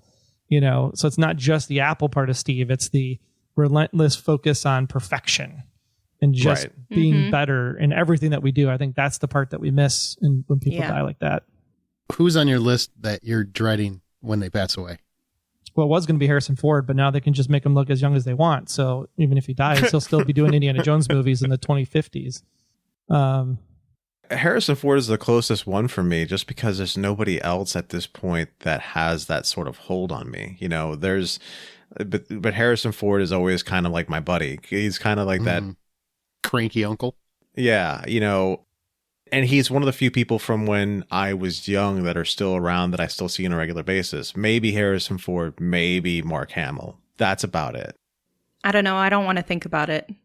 Yeah, because as I'm thinking about names, I'm like, which one am I getting teared up on? And I just remembered that. Which one of my kids do I want to see drown first? Patrick Stewart just put out his memoir, came out in hardcover. I think it was earlier in October. And I think that's the one that's going to probably hurt the most. I'm not convinced he's not an animatronic now. Well, if you saw Picard season 1, Harrison Ford will get me. Kurt Russell obviously will destroy me. Obviously. These are obvious. Yeah, Bruce Willis will destroy me. It's already been hard knowing what he's going through currently. I can't imagine once he actually passes away. Clint Eastwood will get me pretty hard too. I've got a lot of love. I thought about him too. For Clint Eastwood. Arnold Schwarzenegger will be like watching a Titan fall. I don't think I'll be emotionally impacted. Sly Stallone will get me. Well, I just mean in the sense of he was and always has been larger than life. Even literally. Like that's he's still just a giant. Whenever he walks in a room, he's hard to not look at. Whenever he's in a movie, he's hard to not pay attention to. So when he finally does go, it will be like watching a giant fall. I tell you what. There are some people I think that when they pass away, there should be some kind of standing ovation of some sort, across the world. Meryl Streep. Well, sure, but hang on. I think whenever Michael J. Fox goes, everybody needs to stand up and put their hand over their heart and say, God bless you for still fighting, like up until your dying day. Because that guy has been spending the rest of his life trying to do good. Right. Mm-hmm. And shine a light on something that's a horribly debilitating illness, and I just, that's so admirable. So many other people would just give up, and he fights day in, day out. Yeah, that one's going to hurt because the wife's side of the family is dealing with that exact illness. And it's like, I just wish that before he dies, they find the cure. Mm-hmm. Yeah, that's a tough one. And when Salma Hayek dies, I'm going to be very sad because I never got my shot. You wouldn't have it no matter how many years she lives. Yeah, you never know until you try, Amanda. You just never know. You're both going to be like 80 and you're going to be like, this is my chance. I'll give it a go. All right. I think that's going to do it for this because we're going to move into an interview with Daniel Knauf. It's the 20th anniversary of Carnivale, his series that never received the finale it deserved. And Daniel also exec produced The Blacklist, which we're definitely going to touch on in this interview, as well as worked on Spartacus and Dracula, My Own Worst Enemy, a bunch of other stuff. And before I head into that, anything Amanda and John want to say in parting? Go listen to Inspired by a True Story. If you're interested in movies, which clearly you are if you've listened this far into our podcast here, and you like true crime, it is the meeting of the middle of those two topics. Well, I mean, if she's going to say that, I'm just going to do like ditto. I mean, you can put a little extra hoorah into it and motivate them. Maybe I'll put a little extra. It's an awesome show. It's actually a labor of love that Aaron has put together and that we have graciously been a part of. So it's been a lot of fun so far to be able to do this and put together a show that fits into this genre that seems to be so popular for a lot of people. So if you are a fan of true crime, we do try to look at everything in a way that pays homage to the victims as well as pays homage to the truth behind the story, and it's a good sit, I think.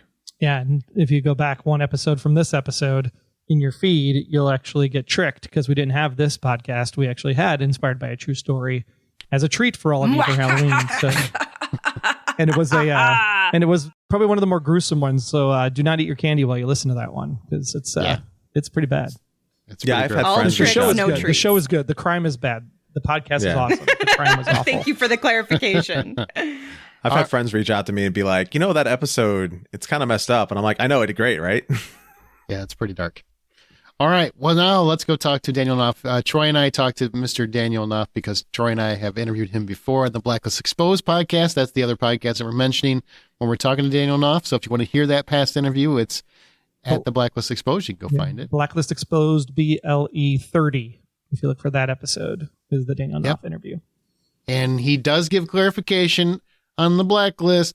Is Les Red who we think he is? What? Yeah, he gives that. What? So Good if you're for watching him. the Blacklist and you're still not caught up, Christy Flores, because I know you listen and I know you're not caught up, don't listen to the interview yet. And everybody else who beats up on Aaron, he told you so. No, Troy told them so. Yep. Well, but they still beat up on you for it. Yep. It's weird. It's weird. I don't know how Troy is that much of a psychic, but here we are, and none of us are richer. Oh, just so I feel like ask him. Got to work on his those. ego will tell you how sure it is. All right. Well, here's Daniel Knauf. Thanks everybody for listening. Enjoy this interview. It's really good. It covers a whole gamut of things, including his new projects. So definitely check it out. Here's Daniel Knauf.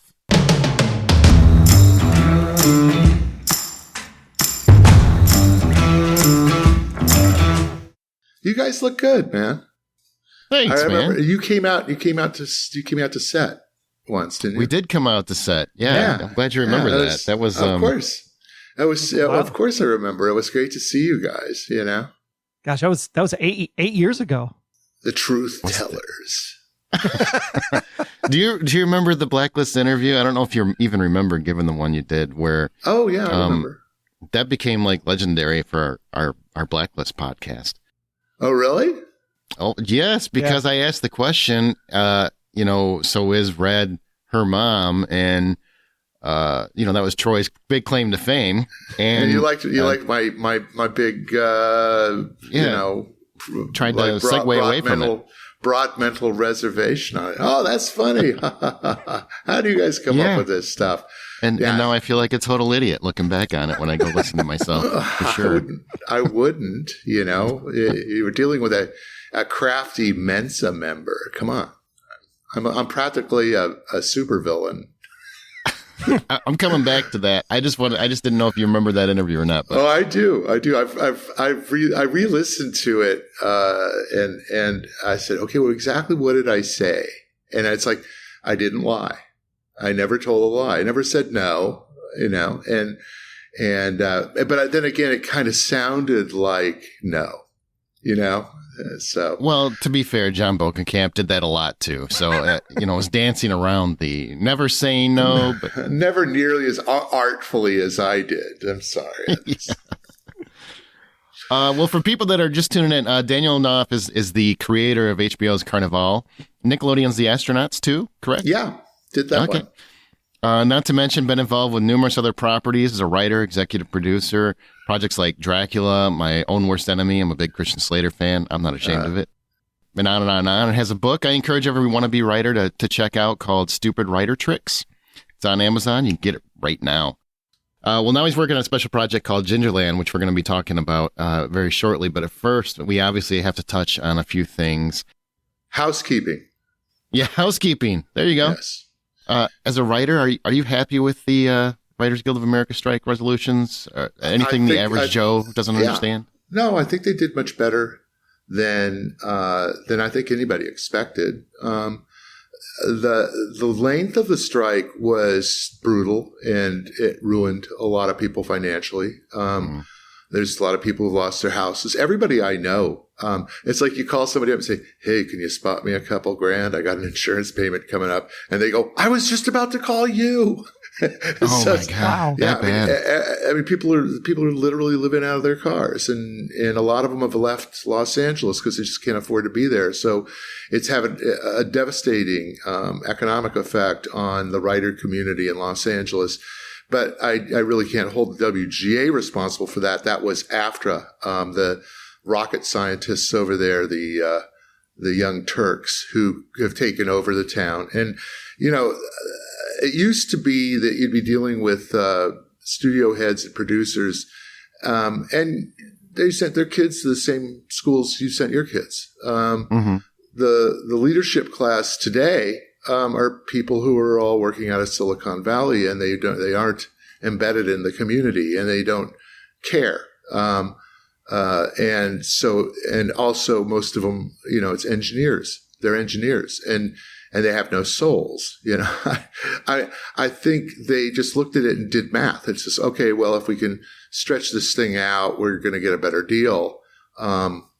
Just who cares if people get destroyed by it? And so they basically wouldn't meet with us and would put off negotiations, and they just sort of played the clock on the thing to horrendous effect. And so I'm not thrilled with the other side, but I am very thrilled with our guys. Our negotiating committee did a great job. Shout out to Nicole Yorkin, who I know, and she's a terrific person, and she was in that group, and she's like a bulldog. She's not going to let go. She did good. So yeah, it was difficult. I'm just glad it's over. I hope the SAG strike ends as well, because I understand if it doesn't in the next couple of weeks, they might be shutting down rooms again. So, right on the heels of COVID, yay. Hey, you know what? They might be resolved by the time people even hear this. So, I hope so. Yeah, I hope so too. From your lips to God's ears, Aaron. Exactly. Yeah. Yes. What's different from this one, because you were also involved in the last one in 2008, right? Social media doesn't really exist. iPhone's just coming out. Do you feel social media and the voice of the people, or lack thereof, because everybody thinks they have a voice, do you think that played into these strikes differently than last time? I think they're a factor, definitely, but this one was more vicious than the last one, you know. And there was no, it just was a nasty thing. So, and I think too many people have the belief that because writers are in Hollywood, right? I think you see the glitz and the glamour, that they're all filthy rich and they're all like millionaires, and that's just not the case. Most writers are living check to check, honestly. If you got a staff job on a series, you're basically living, a good middle class, what in the 70s or 80s would be considered a middle class lifestyle, the house, the picket fence, the dog, the pool, they're pretty, and there's some people who are just, when you're talking about most writers, because most writers now, they try to, they're staffing up with a lot of baby writers, people who've just come out. And so, we're living out of apartments and stuff. And, right. And quite a few of them are living paycheck to paycheck. And this is especially true with like streaming shows, a network show you can actually make a living on. But when you get into streaming shows, or animation, it's not like a big money situation. Go ahead. We hear about the few guys that are just like, titans, and they're worth millions, but most of us aren't. Well, and I think it was a challenge too, right? Because as we've like learned through the years, right, 70s, 80s, 90s, you could grow up in the business as you're a writer. You could go to the set, you get to learn how to do some of the other things, become a producer, become an EP. You don't get that anymore with these streaming properties where you get writers that can actually grow with the business. No, and there's a phenomenon that's very strange. I would watch these really, really high profile, incredibly valuable IPs, and they'd go, oh yeah, they'd announce who the new showrunner was, and I'd go, who's that? And often it would be a person who was at best like not even like a mid-level staff writer, would be elevated to being the showrunner of something that's like a household name of an IP. And I'd think, well, why, or guys who are like playwrights, or they had a really cool short film, at UCLA or NYU. It's crazy stuff. And I think, why on earth didn't they even inquire about me? I could do this in my sleep, and then I'd watch these shows just 4 episodes in, just run out of gas and crash and burn, or they'd just be god awful. The Tolkien project over at Amazon was just awful, and the pattern budget had to have been $20 million an episode. If not more, I would say more. Yeah. And you see these things are all, they're just corpses littered all over the streaming landscape. And, and I'm thinking, well, why wouldn't they put somebody in there who really knows what they're doing? And I finally decided, my theory is they want to bring people in who aren't going to give them any trouble, and are going to, if they say jump, they'll say how high. And, people who are inexperienced and are really excited. Oh my God, I can't believe this ginormous leap. Finally get a show. Career. I've got my own show, and I'm doing, the Harry Potter series, whatever, some crazy big piece of IP. They are walking on eggshells. They don't want to get replaced. And, those aren't the kind of people you want. You want people who are going to challenge you, but they're just not that way. I think the old school guys understood that, writers are a pain in the ass, but that's part of the process, and they're going to dig their heels in on some things if it's stupid. And I came into the game very late. I was in my mid 40s when I broke in. So, and I was a health insurance broker. So I came from very much the real world, and I was a consumer for a much longer period of time than I was a creator. And I have a pretty good idea of why people watch TV. And, they come home, they work a hard day's work, and they come home and they turn on the show, fix themselves dinner and sit down. And it's like, I want to be engaged. I want to be transported because, most of the time we're not, emotionally, involved in our lives. It's usually just workaday stuff, and they want people with high stakes and, big moments, and that they can identify with, and that they can kind of live vicariously through these characters. And, my job is to move them. And I have this talk with every single staff. The first day we sit down, it's like, okay, there's going to be a couple million eyeballs on this thing, and they're all going to be spending an hour with us.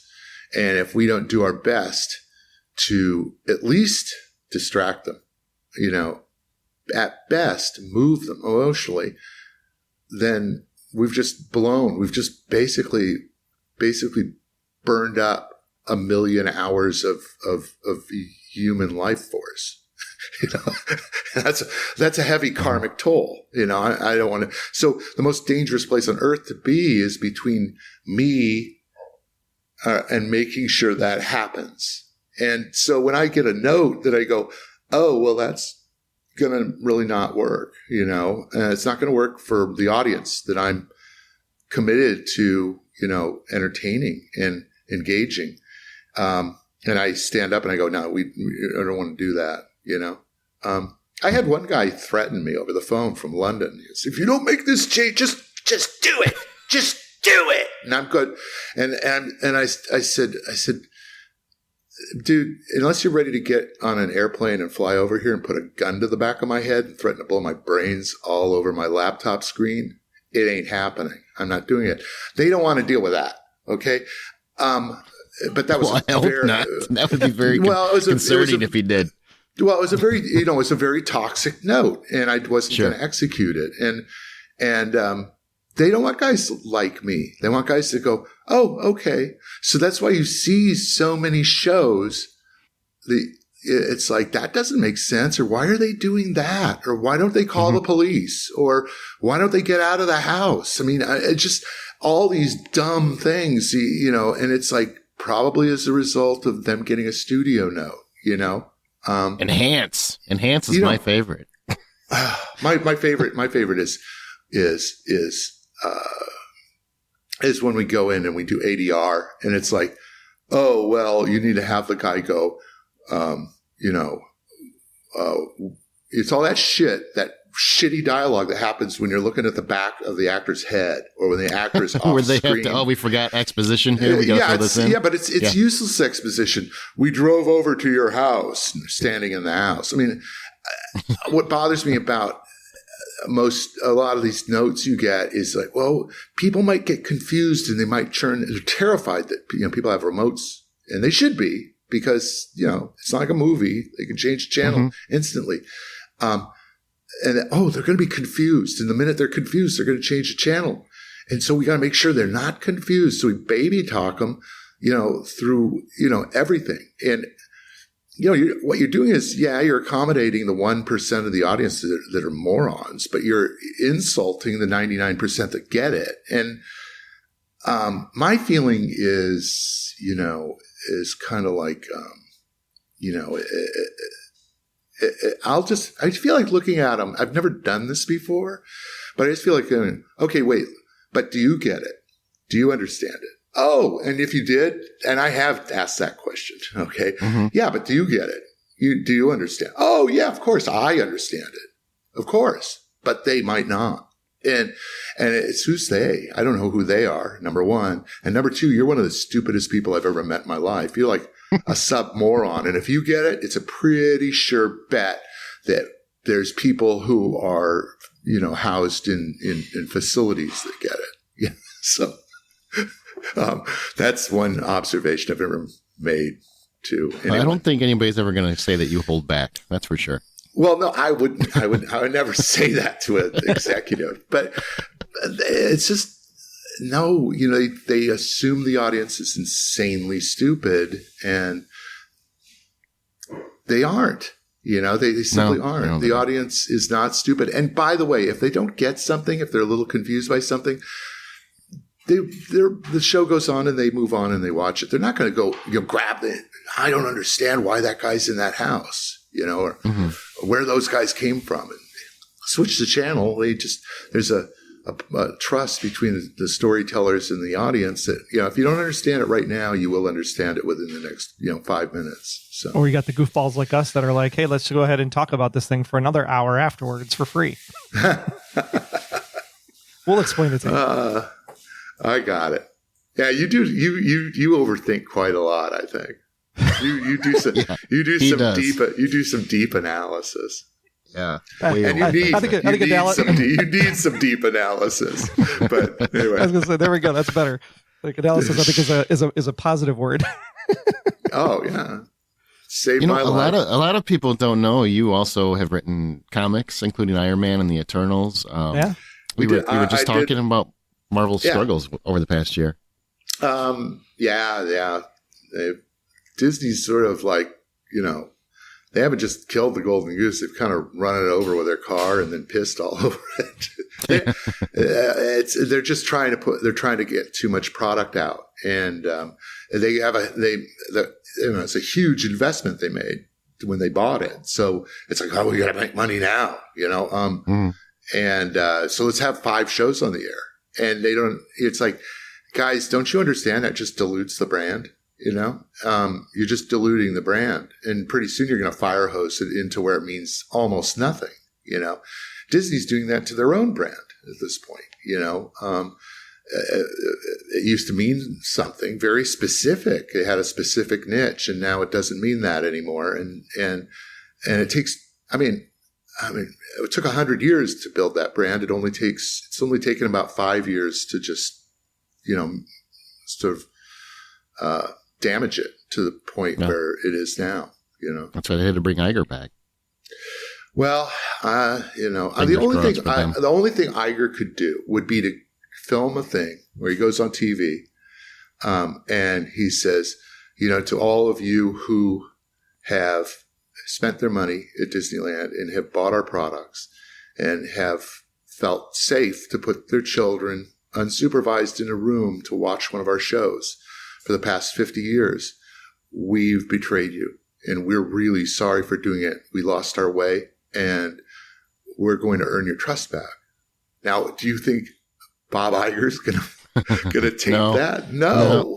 Nobody's going to own up to the fact that people just don't trust the brand anymore with their kids. That's a big problem for a company like Disney.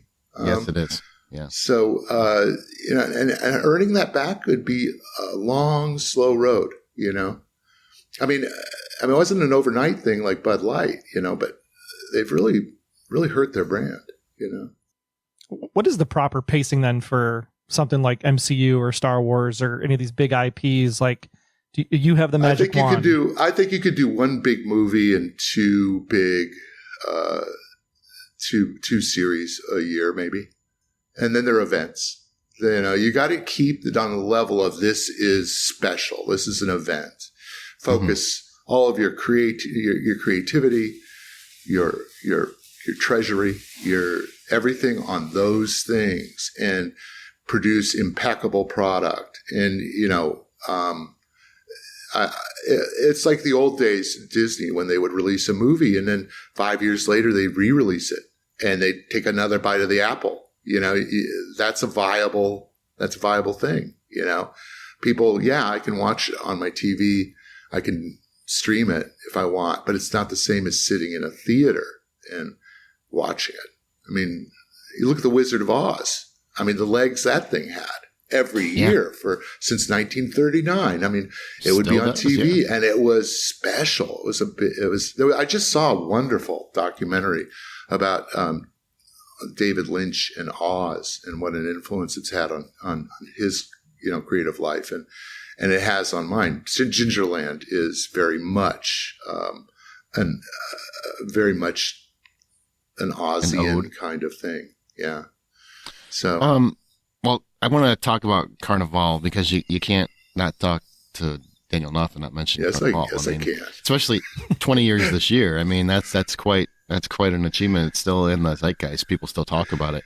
Yeah, and time goes by when you're not making money. Yeah.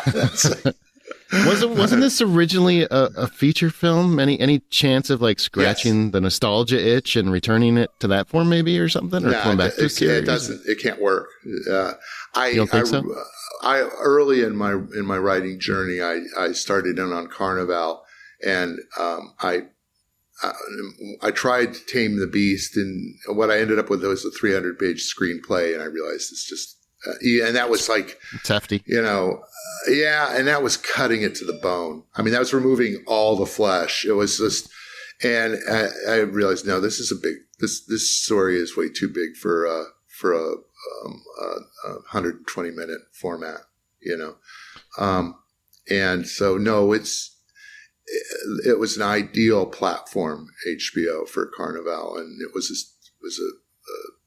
it's a serial. And I've got a lot of story left. I mean, it took us, 24 episodes to tell the first book, and I've got 2 more books. So I owe the world 48 more episodes.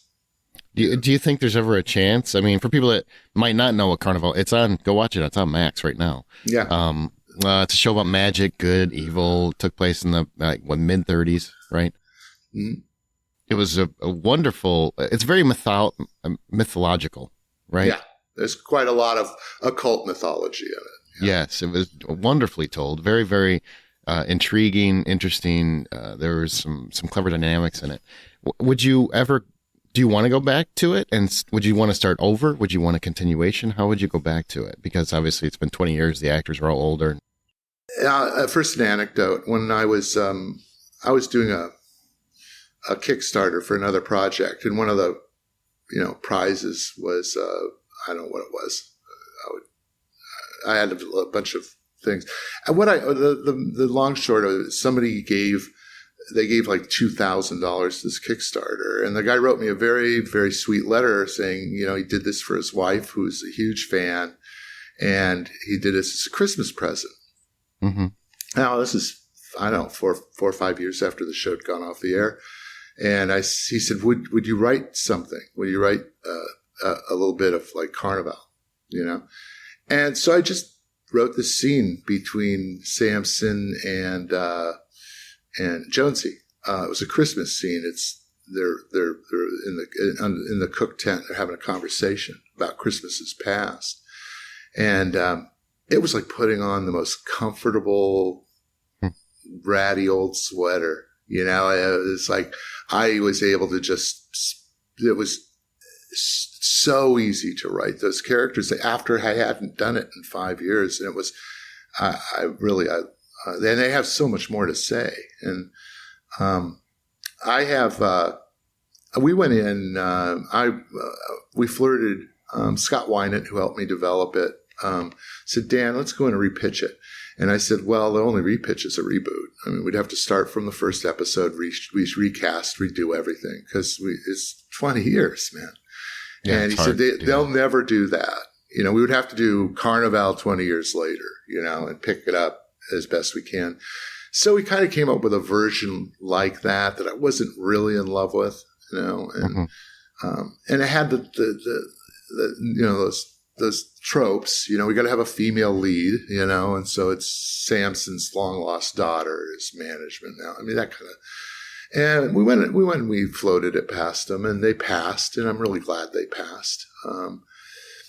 But in the meantime, my attorney's been in talks to get publishing rights. And so my plan right now, and it's beginning to look pretty good. We've got some traction there. And so my plan right now would be to release it in book form. It would be 3 very big, thick novels, a trilogy, one covering the years 1934, 35, and then 39 and 40, and then 44 and 45. And have you already written them? I mean, you already have. They live inside my fevered brow, But I'd have to break all the stories, and then the idea would be, okay, now these novels are extant. HBO still owns the rights, and now they can, sort of do a George R.R. Martin thing with it. It's like now they got a set of novels, and they got a sort of a map to follow.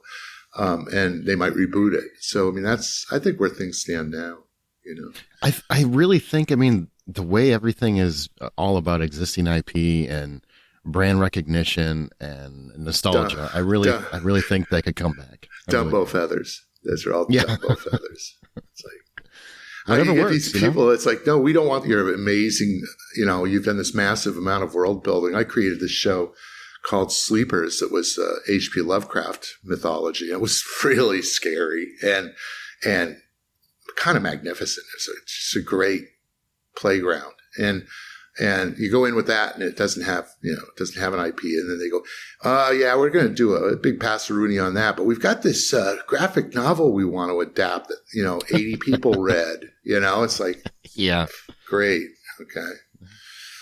That's too bad. Yeah, it's ridiculous. It really is too bad. There's so much good out there that doesn't exist already that we've come to love. I mean, there's a lot of fantastical shows. I'd love to do a contemporary version of Crime and Punishment. Would be, well, that'd be interesting. To do that. And yeah, Dostoevsky, he's no slouch. So, yeah. Well, I hope you get to do that. I would love to see a reinvention of Carnivale in some way. Modern, I agree. If you started it over, you'd probably have to go back to the drawing board because there's a lot of story packed into that. I don't know how you continue it. Really and there were things we did that I wouldn't want to do again, that weren't right. Lessons learned.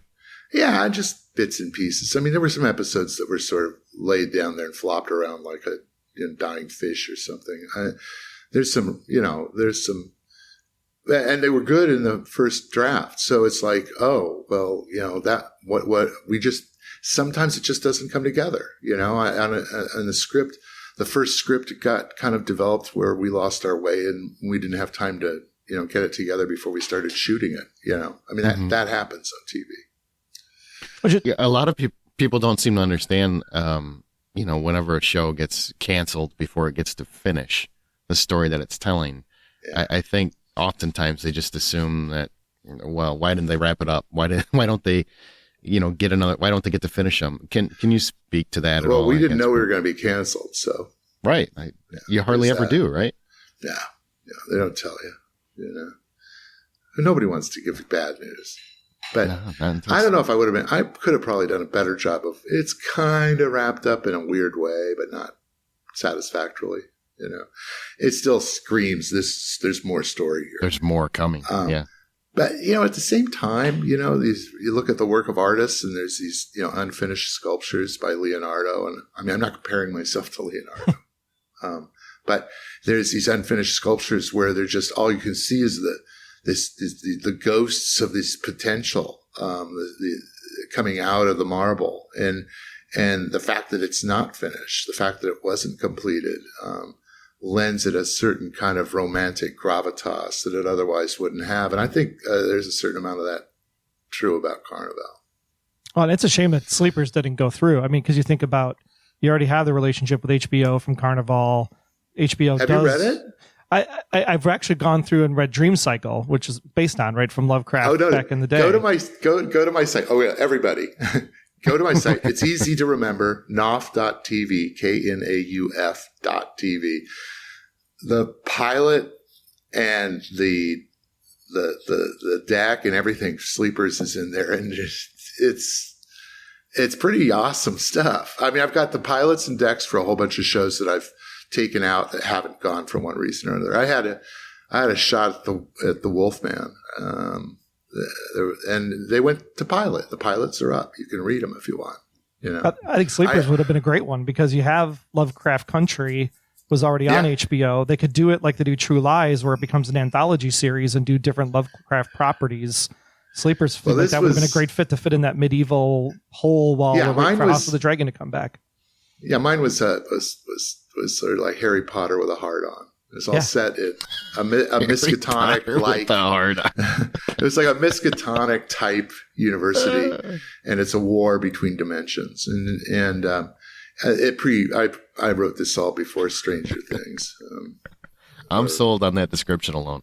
Yeah, but there's been other ones that haven't gone that yeah, they'd be great shows, but you just don't turn the corner with them, you know. But they're all on Knauf TV if you want to read them. I mean, I don't know if there's another.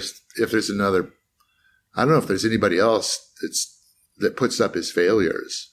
I mean, I don't think there's any place you can go to see shows that were not made, the ones that didn't get picked up. And so you go there, you click on Unseen, and there's probably I don't know, a dozen or so scripts, the whole deal. One that is one of my favorite might have been was Resident Evil. I was up for that. Constantine engaged me. I wrote them a bitchin' deck and Bible and a first episode.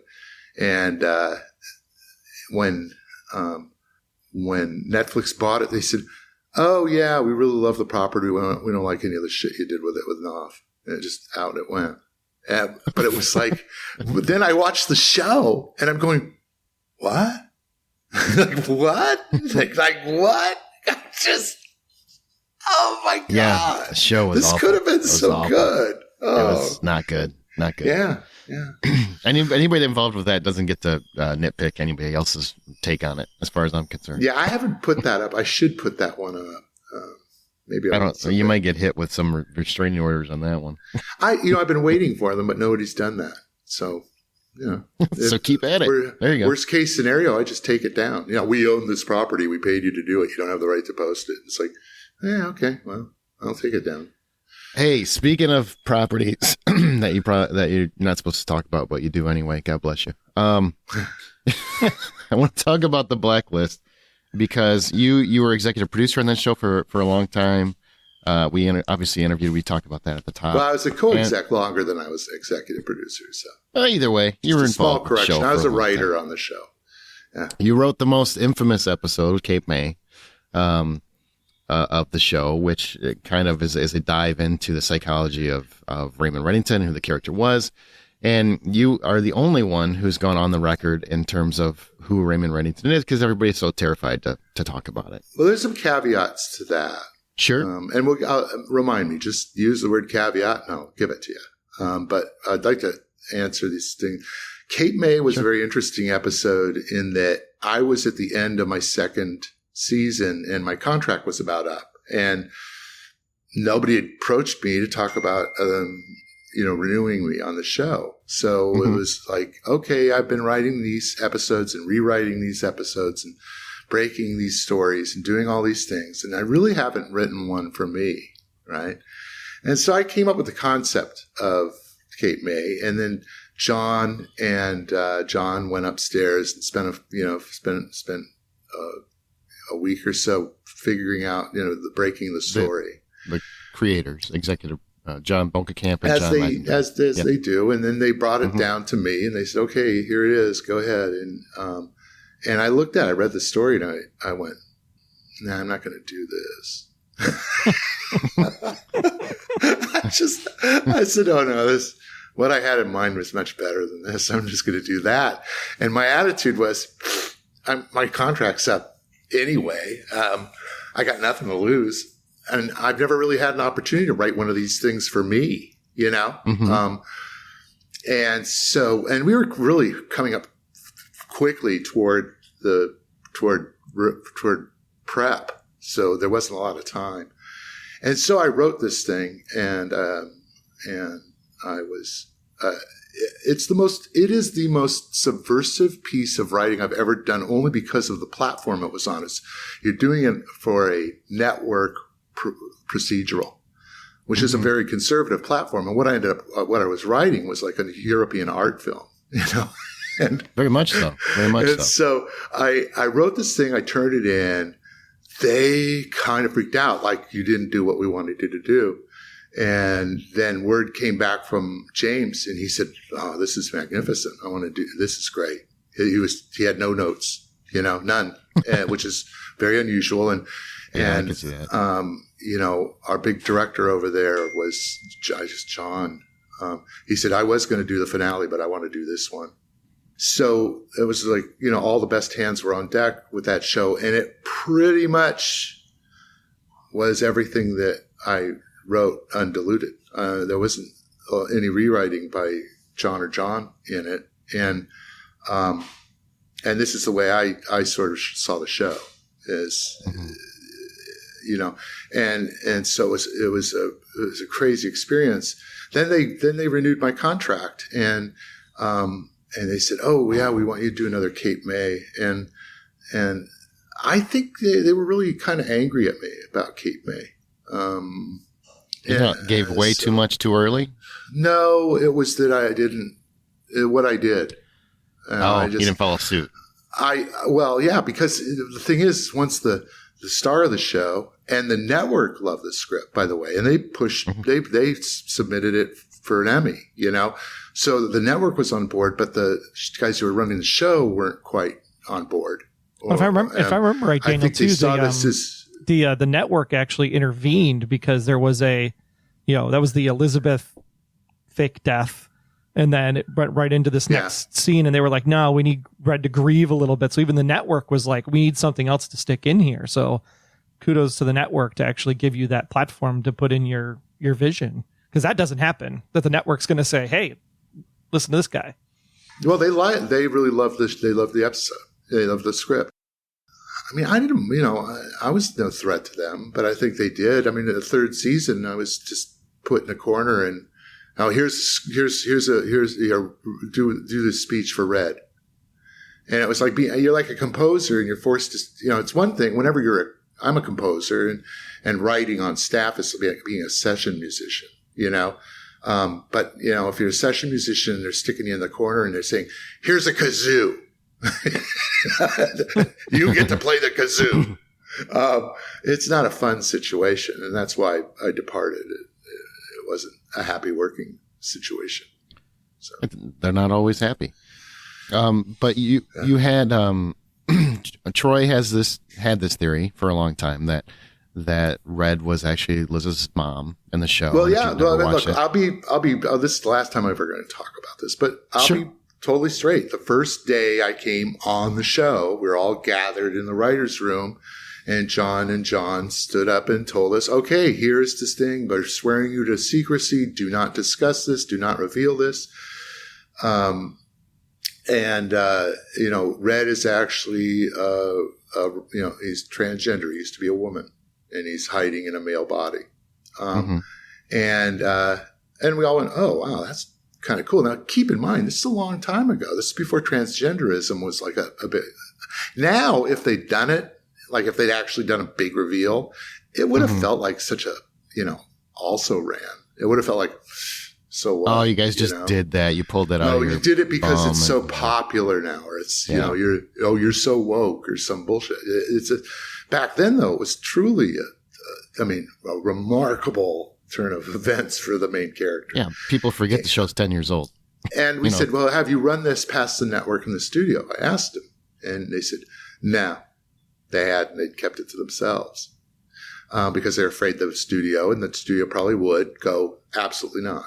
No way. We're not going to allow that." I mean, they don't want to step in those waters. Keep in mind, those are my recollections.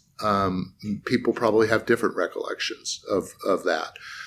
And that was the state of, things way back then.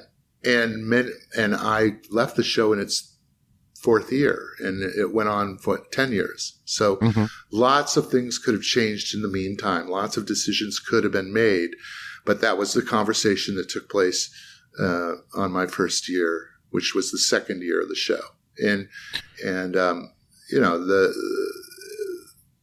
it feels like they kind of did it at the end. They did. But they're honestly, they're very cryptic about it, What they did was at the end of season 8, when Liz is written off the show, essentially, they gave the reveal. It's all flashbacks, and they gave a very clever reveal in the final seconds of that season finale. And then they really never went back to it, so they never addressed it again directly. So then it was no longer this "who is Red Reddington?" because I think in the show's mind we decided who we told you in our way. We're not going back to this. We're not touching it again, and they never touched it again. Like they really did. I mean, Troy, you correct me. If yeah, you the don't fans agree. were the ones that keeping it stoking the fire. And it's like the show had moved They on. still kept stoking it. Yeah. Yeah. And but they would never say it outright. And I'm like, how can they in this environment come out and give that reveal directly? I just can't picture how a network could do that in this environment. When I posted my little blip, there was like huge hue and cry, and a lot for of context, for people that don't know, Daniel was nice enough to go on the record in our Facebook group, the Blacklist Facebook group, and said, "Nope, that's what happened." And of course, everybody started attacking you because that's what people do when they don't like the answer. Well, yeah, I mean that I'm used to that, and I had people trying to get me fired on that show while I was on it. I mean, the fans are very passionate on that show. But I said, look, this is what I heard and this is what I knew. And so do with the, and then people started, oh yeah, well, first of all, who is this guy? You know, it's like, how would he know? You know, he's just a hoax and whatever. But it's like, I mean, geez, how much skin do you have in this game? Really? I kind of go, but the upshot was that, you know, is I have to qualify it. This is in the second year of the show. It was discussed, and I wasn't present for years, 5 through 10. And so many, many creative decisions could have been made in that time that I wasn't privy to. So this is a snapshot of a specific moment in my tenure on the show, and that's it. Beyond that, I can't say. They didn't defer because it took many years before I really was on board. I mean, it wasn't that it didn't fit. It's just like, they're not going to do that. They're not going to do that. And then they did it. And I'm like, well, yep, they did that. And my biggest reservation, I had told John this before the final season, directly, was all I care about is if that is the answer, you have to make it more than just he's hiding or she's hiding. It can't be just, I'm just hiding. It has to be because that's naturally who I am as a person. Like, she always felt that she was better suited for that body. And otherwise you're insulting a whole, community, which they did. Well, they covered that. I don't know. But anyway, there it is. Yeah. Well, thanks for that. Troy, anything you want to mention? I'm just curious what you thought of the actual ending with Red facing off against the bull, or if you even saw the actual ending. If you had I didn't watch it. Huh? I never watched the show after I was off the show. Yeah. I mean, I was kind of done with it. You didn't miss much on that ending, let me tell you. I mean, I barely watched the show when I was on the show. Yeah. I barely watch anything I'm on. It's like, because I'm watching it a million times in various states, I get that. Yep. Yeah. I'll watch it when it premieres. I'll have a little party with some close friends and we'll watch it together. But I don't, my show's on, Carnivale I watch that every week. See, I think people just make the assumption that if you're on a show, you run a show, you write a show, whatever, you're watching it every week, you're having your own little Game of Thrones party at the house where everybody comes over just to celebrate your work and stuff. And I think it's the furthest from that. You're exhausted. It's really hard work. You're doing 14-hour days, 6 days a week, and it just eats you alive doing a show. I love doing it. I love running shows. I don't feel alive unless I am running a show, and I miss it terribly. But I hope to do it again someday. The Astronauts was I ran Dracula, and that was fun. But the Astronauts was the only show I ran that I created, but besides Carnivale, and that was fun. I had an amazing staff. I had a crew that was great. We were building spaceships. It was a lot of fun. Yeah. The kids were great. The parents, I won't talk their about parents, the parents. right? The parents were their parents. But it was a different kind of challenge, and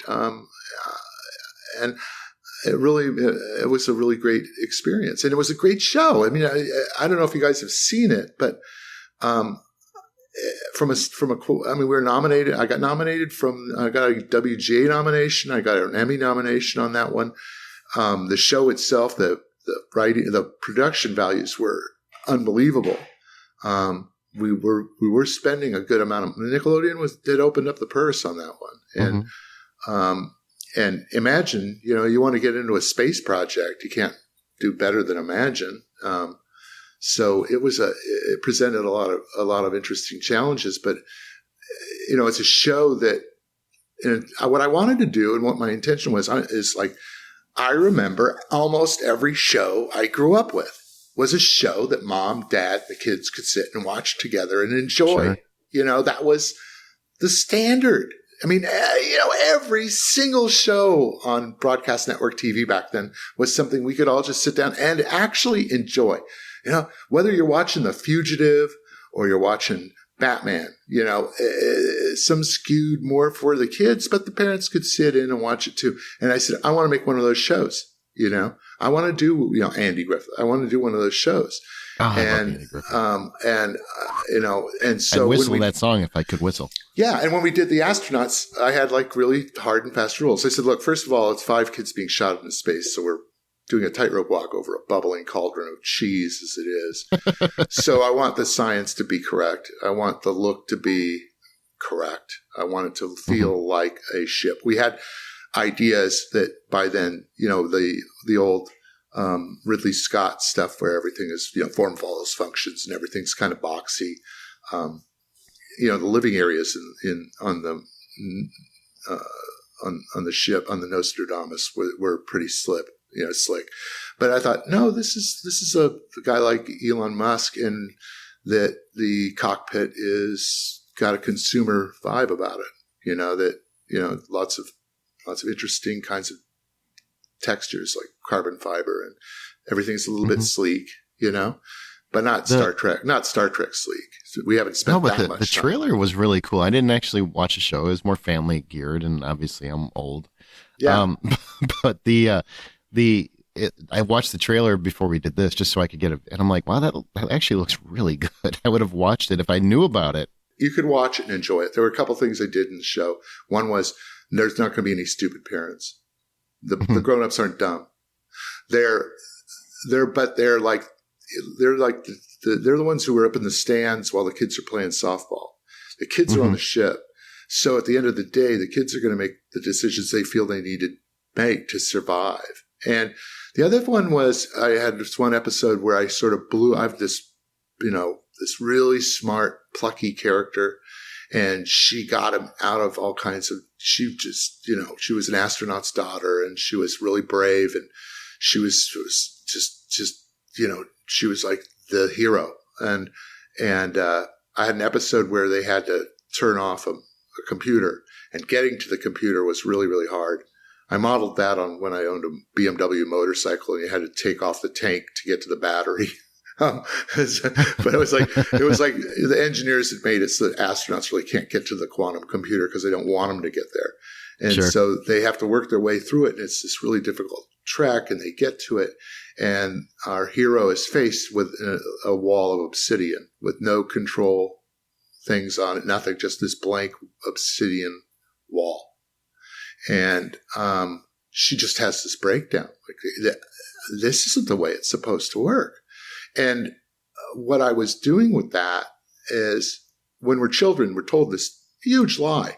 And that lie, and it's out of your parents, God bless them,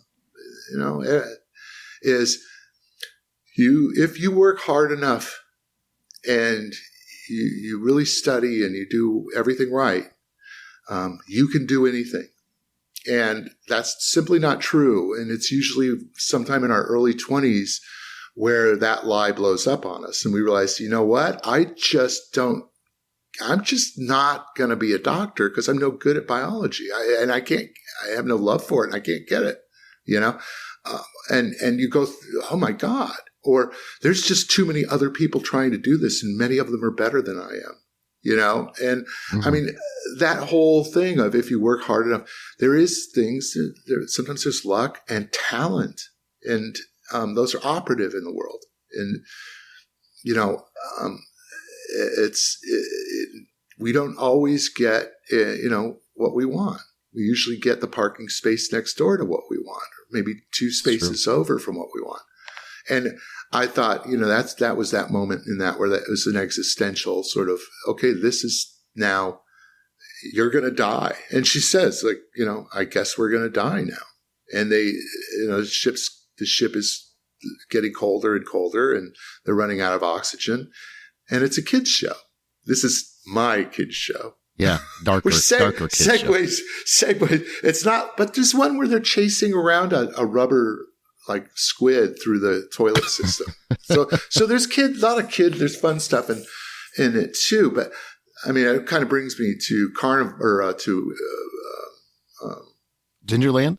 Gingerland, definitely, because that was different. That was a similar but different challenge, and that was okay. I have a certain sensibility, and I want to do a children's thing that is as iconic or potentially iconic as, say, Frosty the Snowman or Rudolph the Red-Nosed Reindeer. I wanted to do a children's Christmas fantasy that could be enjoyed by adults, like Oliver Dahl stuff, and I should mention before you go, it's gingerland.substack.com, right? Gingerland. Yeah, if you go to Gingerland book, you can actually, if you go to Google and you write Gingerland and Substack, it'll take you right there. If you go, there's a homepage that's one word, small case, gingerlandbook.com. That'll take you to everything. We've got the Substack, we've got the illustrations up, we've got the shop. We just opened up a shop of stuff, Christmas stuff. But the main thing is the book, and the book is free. All you do is you put down your email. I own the list, literally own the list, and I'm not selling it to anybody ever because I hate spam personally. I loathe spam. So you're not going to get flooded with a bunch of crap in your email box because you signed up on Gingerland. So you give us your email. You'll get a newsletter once a week that'll basically be a new chapter. It'll be a new, right now it won't be new chapters because all the chapters are up.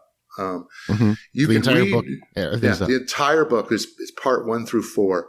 The entire book is up. The first 14 chapters you can read. The firewall comes in after chapter 14. And if you subscribe, it's like $5 a month, $4.95 or something. And you can read the book, and you can cancel your subscribership after you finish the book, I guess. And if you don't, look, if you read 14 chapters, I think you're going to want to read the rest of the book. I think that's an interesting way to do this. By the way, what made you decide to take this model? I guess Dickens. Dickens. Dickens has been my to say so. What's now suddenly, for some reason, become politically incorrect, but he's been my spirit animal on this when it comes to how to get it to land on eyeballs. It's a serial, and Christmas Carol was published as a serial, and so I knew I wanted to do it that way, and so Substack was an interesting place. I mean, it's a good place to put it. There's a lot of great writers on Substack. Not a lot of fiction, mostly journalists. But it was I like their agreement, their author agreements, and so forth. And so I thought, okay, I'm going to do it this way. I'm not going to throw it on this big fat ugly dumb data pile that is now Kindle. I just wanted people to go to someplace where they could read it, chapter by chapter. And not to preclude, what I'm saying is, look, if you go with an annual membership, there's once, and we plan on doing a sort of a really nice book version, like physical book that would be an heirloom quality type of thing, really nicely printed. And be a big book. Yeah, it's I think about 121 pages. It's not too bad then for a kid's book. It's pretty good for a kid's chapter book, like old-fashioned chapter books. And that's what this is modeled on books like Johnny Gruelle used to do these. This was a sort of an antique, but they do these things. They'd be about that thick. Yeah, it'd be a child's chapter book. Things like the Hardy Boys and stuff like that. But the illustrated chapter books. And And so I modeled it on that. It's an old school model. I created an author, P.J. Hummel, who's my pseudonymous author of Gingerland. And the whole thing was, he wrote it in the 50s. He wrote it in 1952.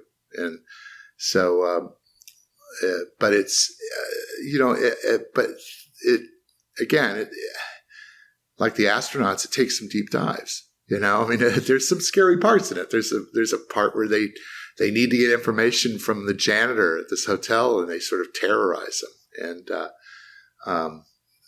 there's literally poetry in it. There's verse in it. There's a Christmas song, and there's like 3 songs, and then there was like a little bit. It was I did that Roald Dahl used to do really, really well, was build out a scene where people are speaking in verse.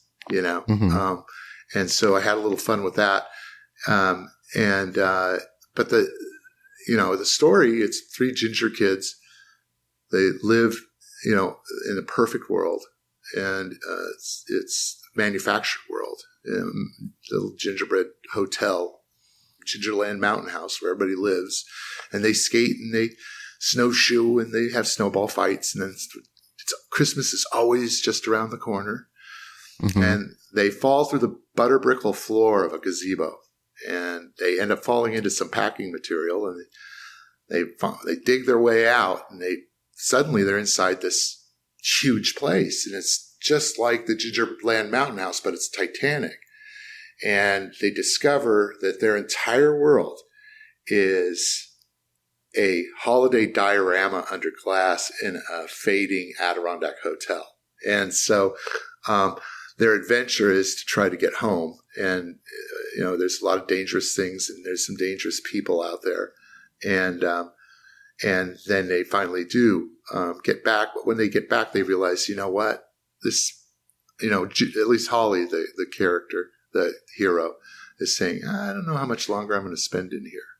I think I might be going to the big outside soon, Mm-hmm. And it wasn't until I finished it, got through the last draft of it, and I thought, what, this is resonating.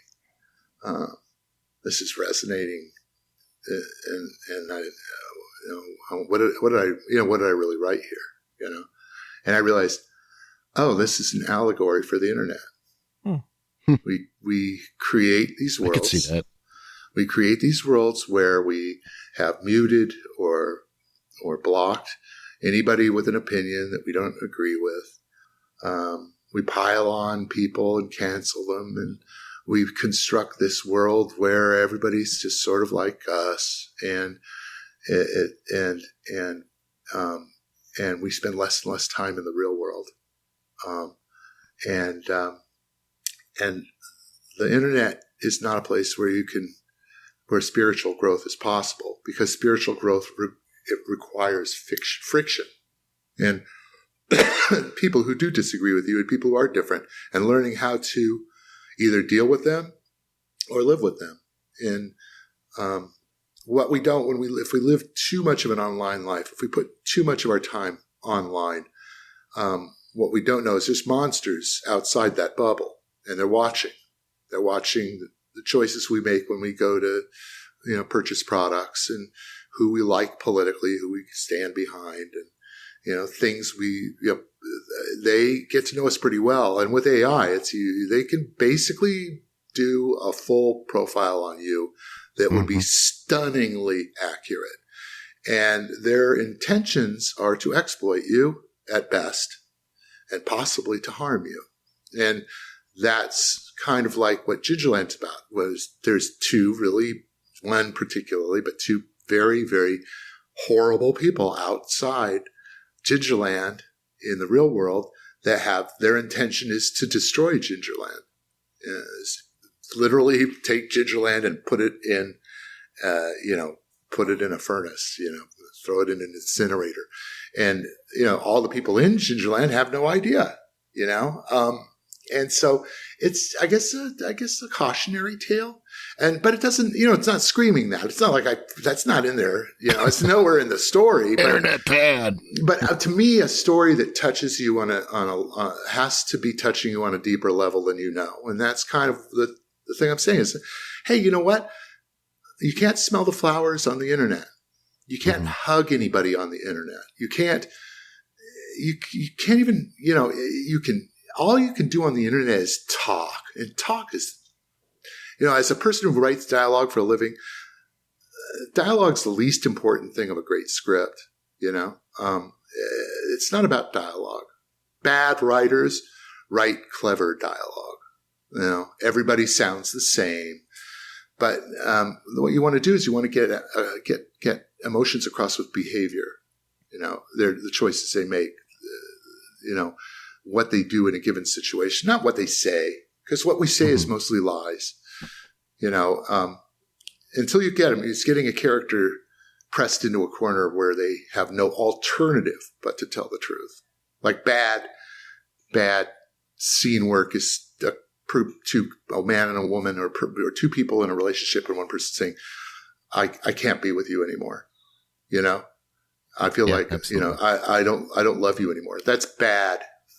That's bad scene work. Great scene work is one person is in the kitchen and one person's in the living room, and the person in the kitchen's making a lot of noise and banging a lot of dishes, and the other person comes in and says, is there something wrong? And the first person says, no. And the other person says, no, obviously you're upset about something. I mean, do you want to talk about it? No, there's nothing. It's nothing.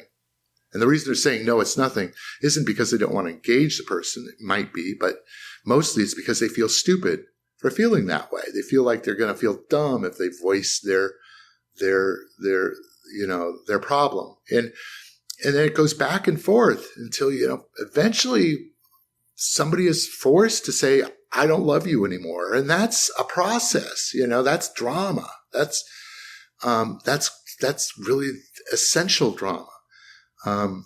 And so that's what I like to go. Or I want to love you and I don't feel safe telling you. Or... I went off on a wild tangent. That's a lot of growth that people are doing these days, right? Is trying to figure out like, how do I move forward?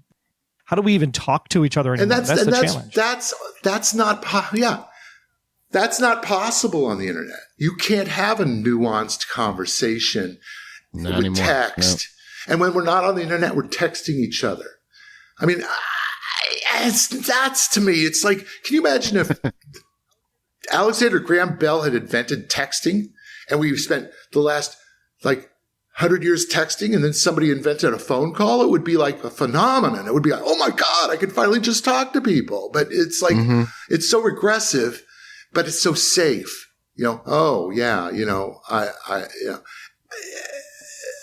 Yeah. And so the thing is the real life beats the living shit out of online life. And I think that's what the Sugar Plum kids find out in the course of Disneyland is real life is where the action is. And that, underneath that beautiful, cut glass cover, and the crystal color cover in the display in the little fantasy land, that's where you go to die. The internet really is where we go to die emotionally and intellectually, frankly. So I think it's an important book. I mean, I think that's an important message, and I'd like to get it out there, And it's told in a very entertaining way, I read to my kids all the time, and I love the books. You can read this to your kids. There's not...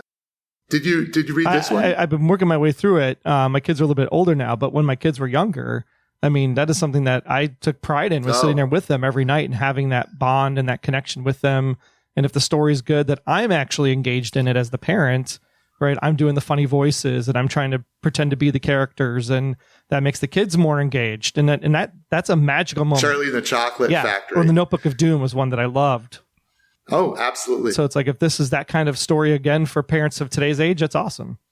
Well, I always thought this would be something where it's 4 parts and it's like the 4 nights before Christmas, you get together as a family and you read it aloud. It's written literally to be read aloud. It's very lyrical. The language is conducive to reading it out loud. And so I designed the book to be read out loud. I love that. Gingerland.substack.com. It's there now. It's really cool. I love the idea of the way you had your author's note set up. Gingerland is based on stories told to me by my grandmother, Dorothy Sandberg. And this book is not intended to be read by children, but to them by a parent or beloved adult. Something that, like you were just talking about, is a lost art that too many parents have abandoned for tablets. Yeah, well, and you can read it as just an adult and probably enjoy it. You know? Absolutely. Yeah. But I love that you included that, because that's something that I used to do with my kids, and I hope parents still do that to this day. I would encourage it because they're not getting it at school. Right. Yeah. No? Mm-mm.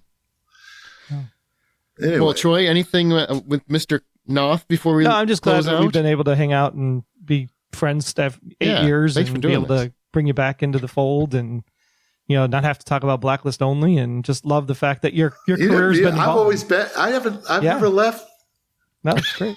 I He's never like, I didn't left. go I anywhere. never left the fold. I've always been your fold. You know, Troy, give me a break. You guys have really, you know, I mean, to me, the work you've done, and even though it's joyful work, you obviously you love doing this. You wouldn't be good at it if you didn't love it. I had a fan on Carnivale, and you know, Beth. Why am I going blank on her name? I feel terrible. But you know, it's these people who go the extra mile and make the experience fun, you know, and you guys really, you know, I can't speak for the guys who created the Blacklist, but you know, you're such an important asset to the show, only because you help people enjoy it more, you know, and talk about it and invest more. This project is a very interesting project. Now, the Hollywood Outsiders, are you talking about the people you're having on, or are you talking about yourselves? Is this sort of a play on the whole Hollywood insider thing? Kind of. Yeah, we're on the outside looking in. Yeah, that's essentially what it boils down to. Well, I'm going to be listening. You know. Well, good. I hope you enjoy it. I started doing this like over a decade ago, and the whole reason, long before everyone had a podcast, and the idea was I'm just tired of people that can't enjoy entertainment. You know, they're just finding everything to dislike about it, instead of, well, this is what the creator was going for. It isn't what I wanted. It isn't what it's not what I want. Yeah. This is their intent. Is it good for what they intended it to be? Did they spike the mat? Yeah. Yeah, exactly. Yeah. And that's what it should be. And unfortunately, too many people are just looking for things to complain about, especially, God, it gets worse and worse every year. You put something on and you think, wow, they're going to be pissed at this. And then not a peep. Then you put something on that's like, you know, it's always this thing that, you know, it never even occurred to you that somebody would get, that this would be controversial, you know? And then you'll get this huge mass of crazy pants, this big delivery of a truckload of crazy pants. And I just, you know, I've given up on trying to anticipate what people are going to get pissed about. And how, you know, and again, then we live in a world where people are rewarded for this, you know, fake outrage, you know, it's like, really, you're that mad about this? You know, I kind of throw in the people who go, yeah, you've ruined Indiana Jones for me. He's destroyed Indiana Jones. He destroyed this. And it's like, well, you can always watch the movie. They haven't changed the movie. Change anything. No.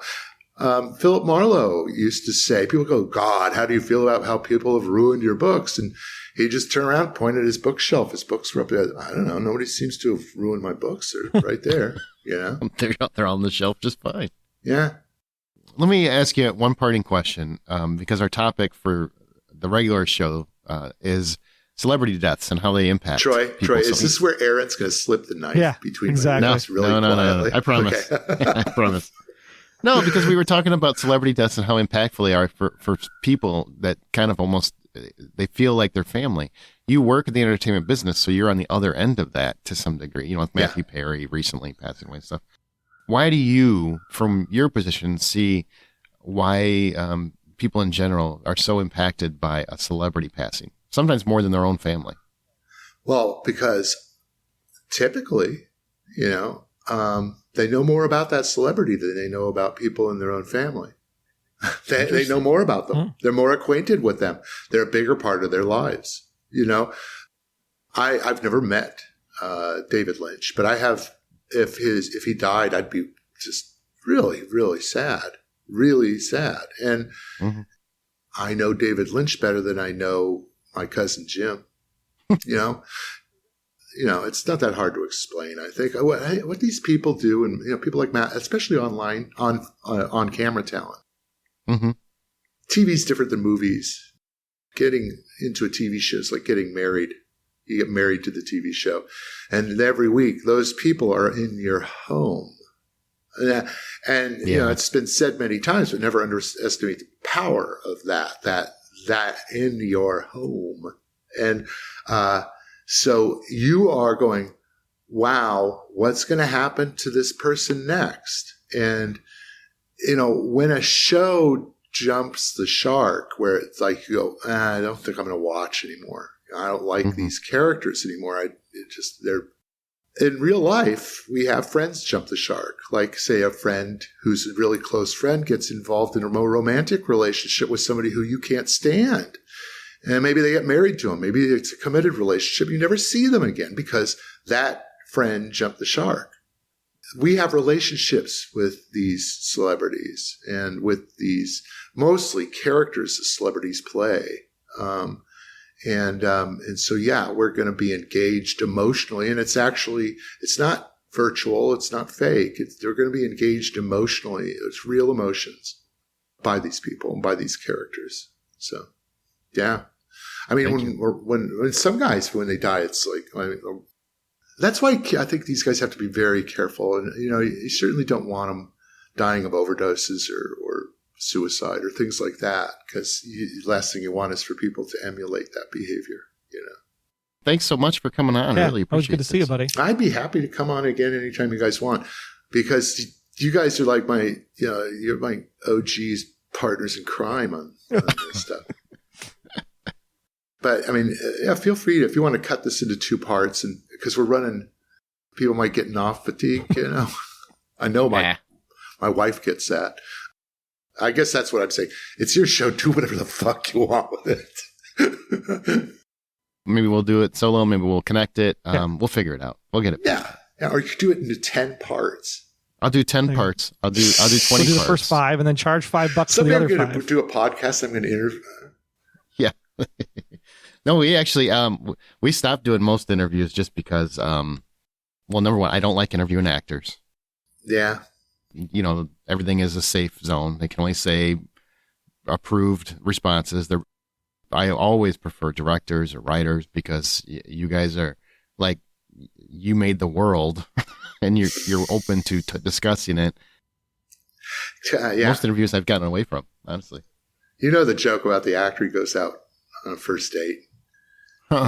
He's just sitting there talking for like an hour, and finally he stops. He goes, "Oh my God." He says, "All I've been doing, I've been just talking about me. I mean, so what do you think of me?"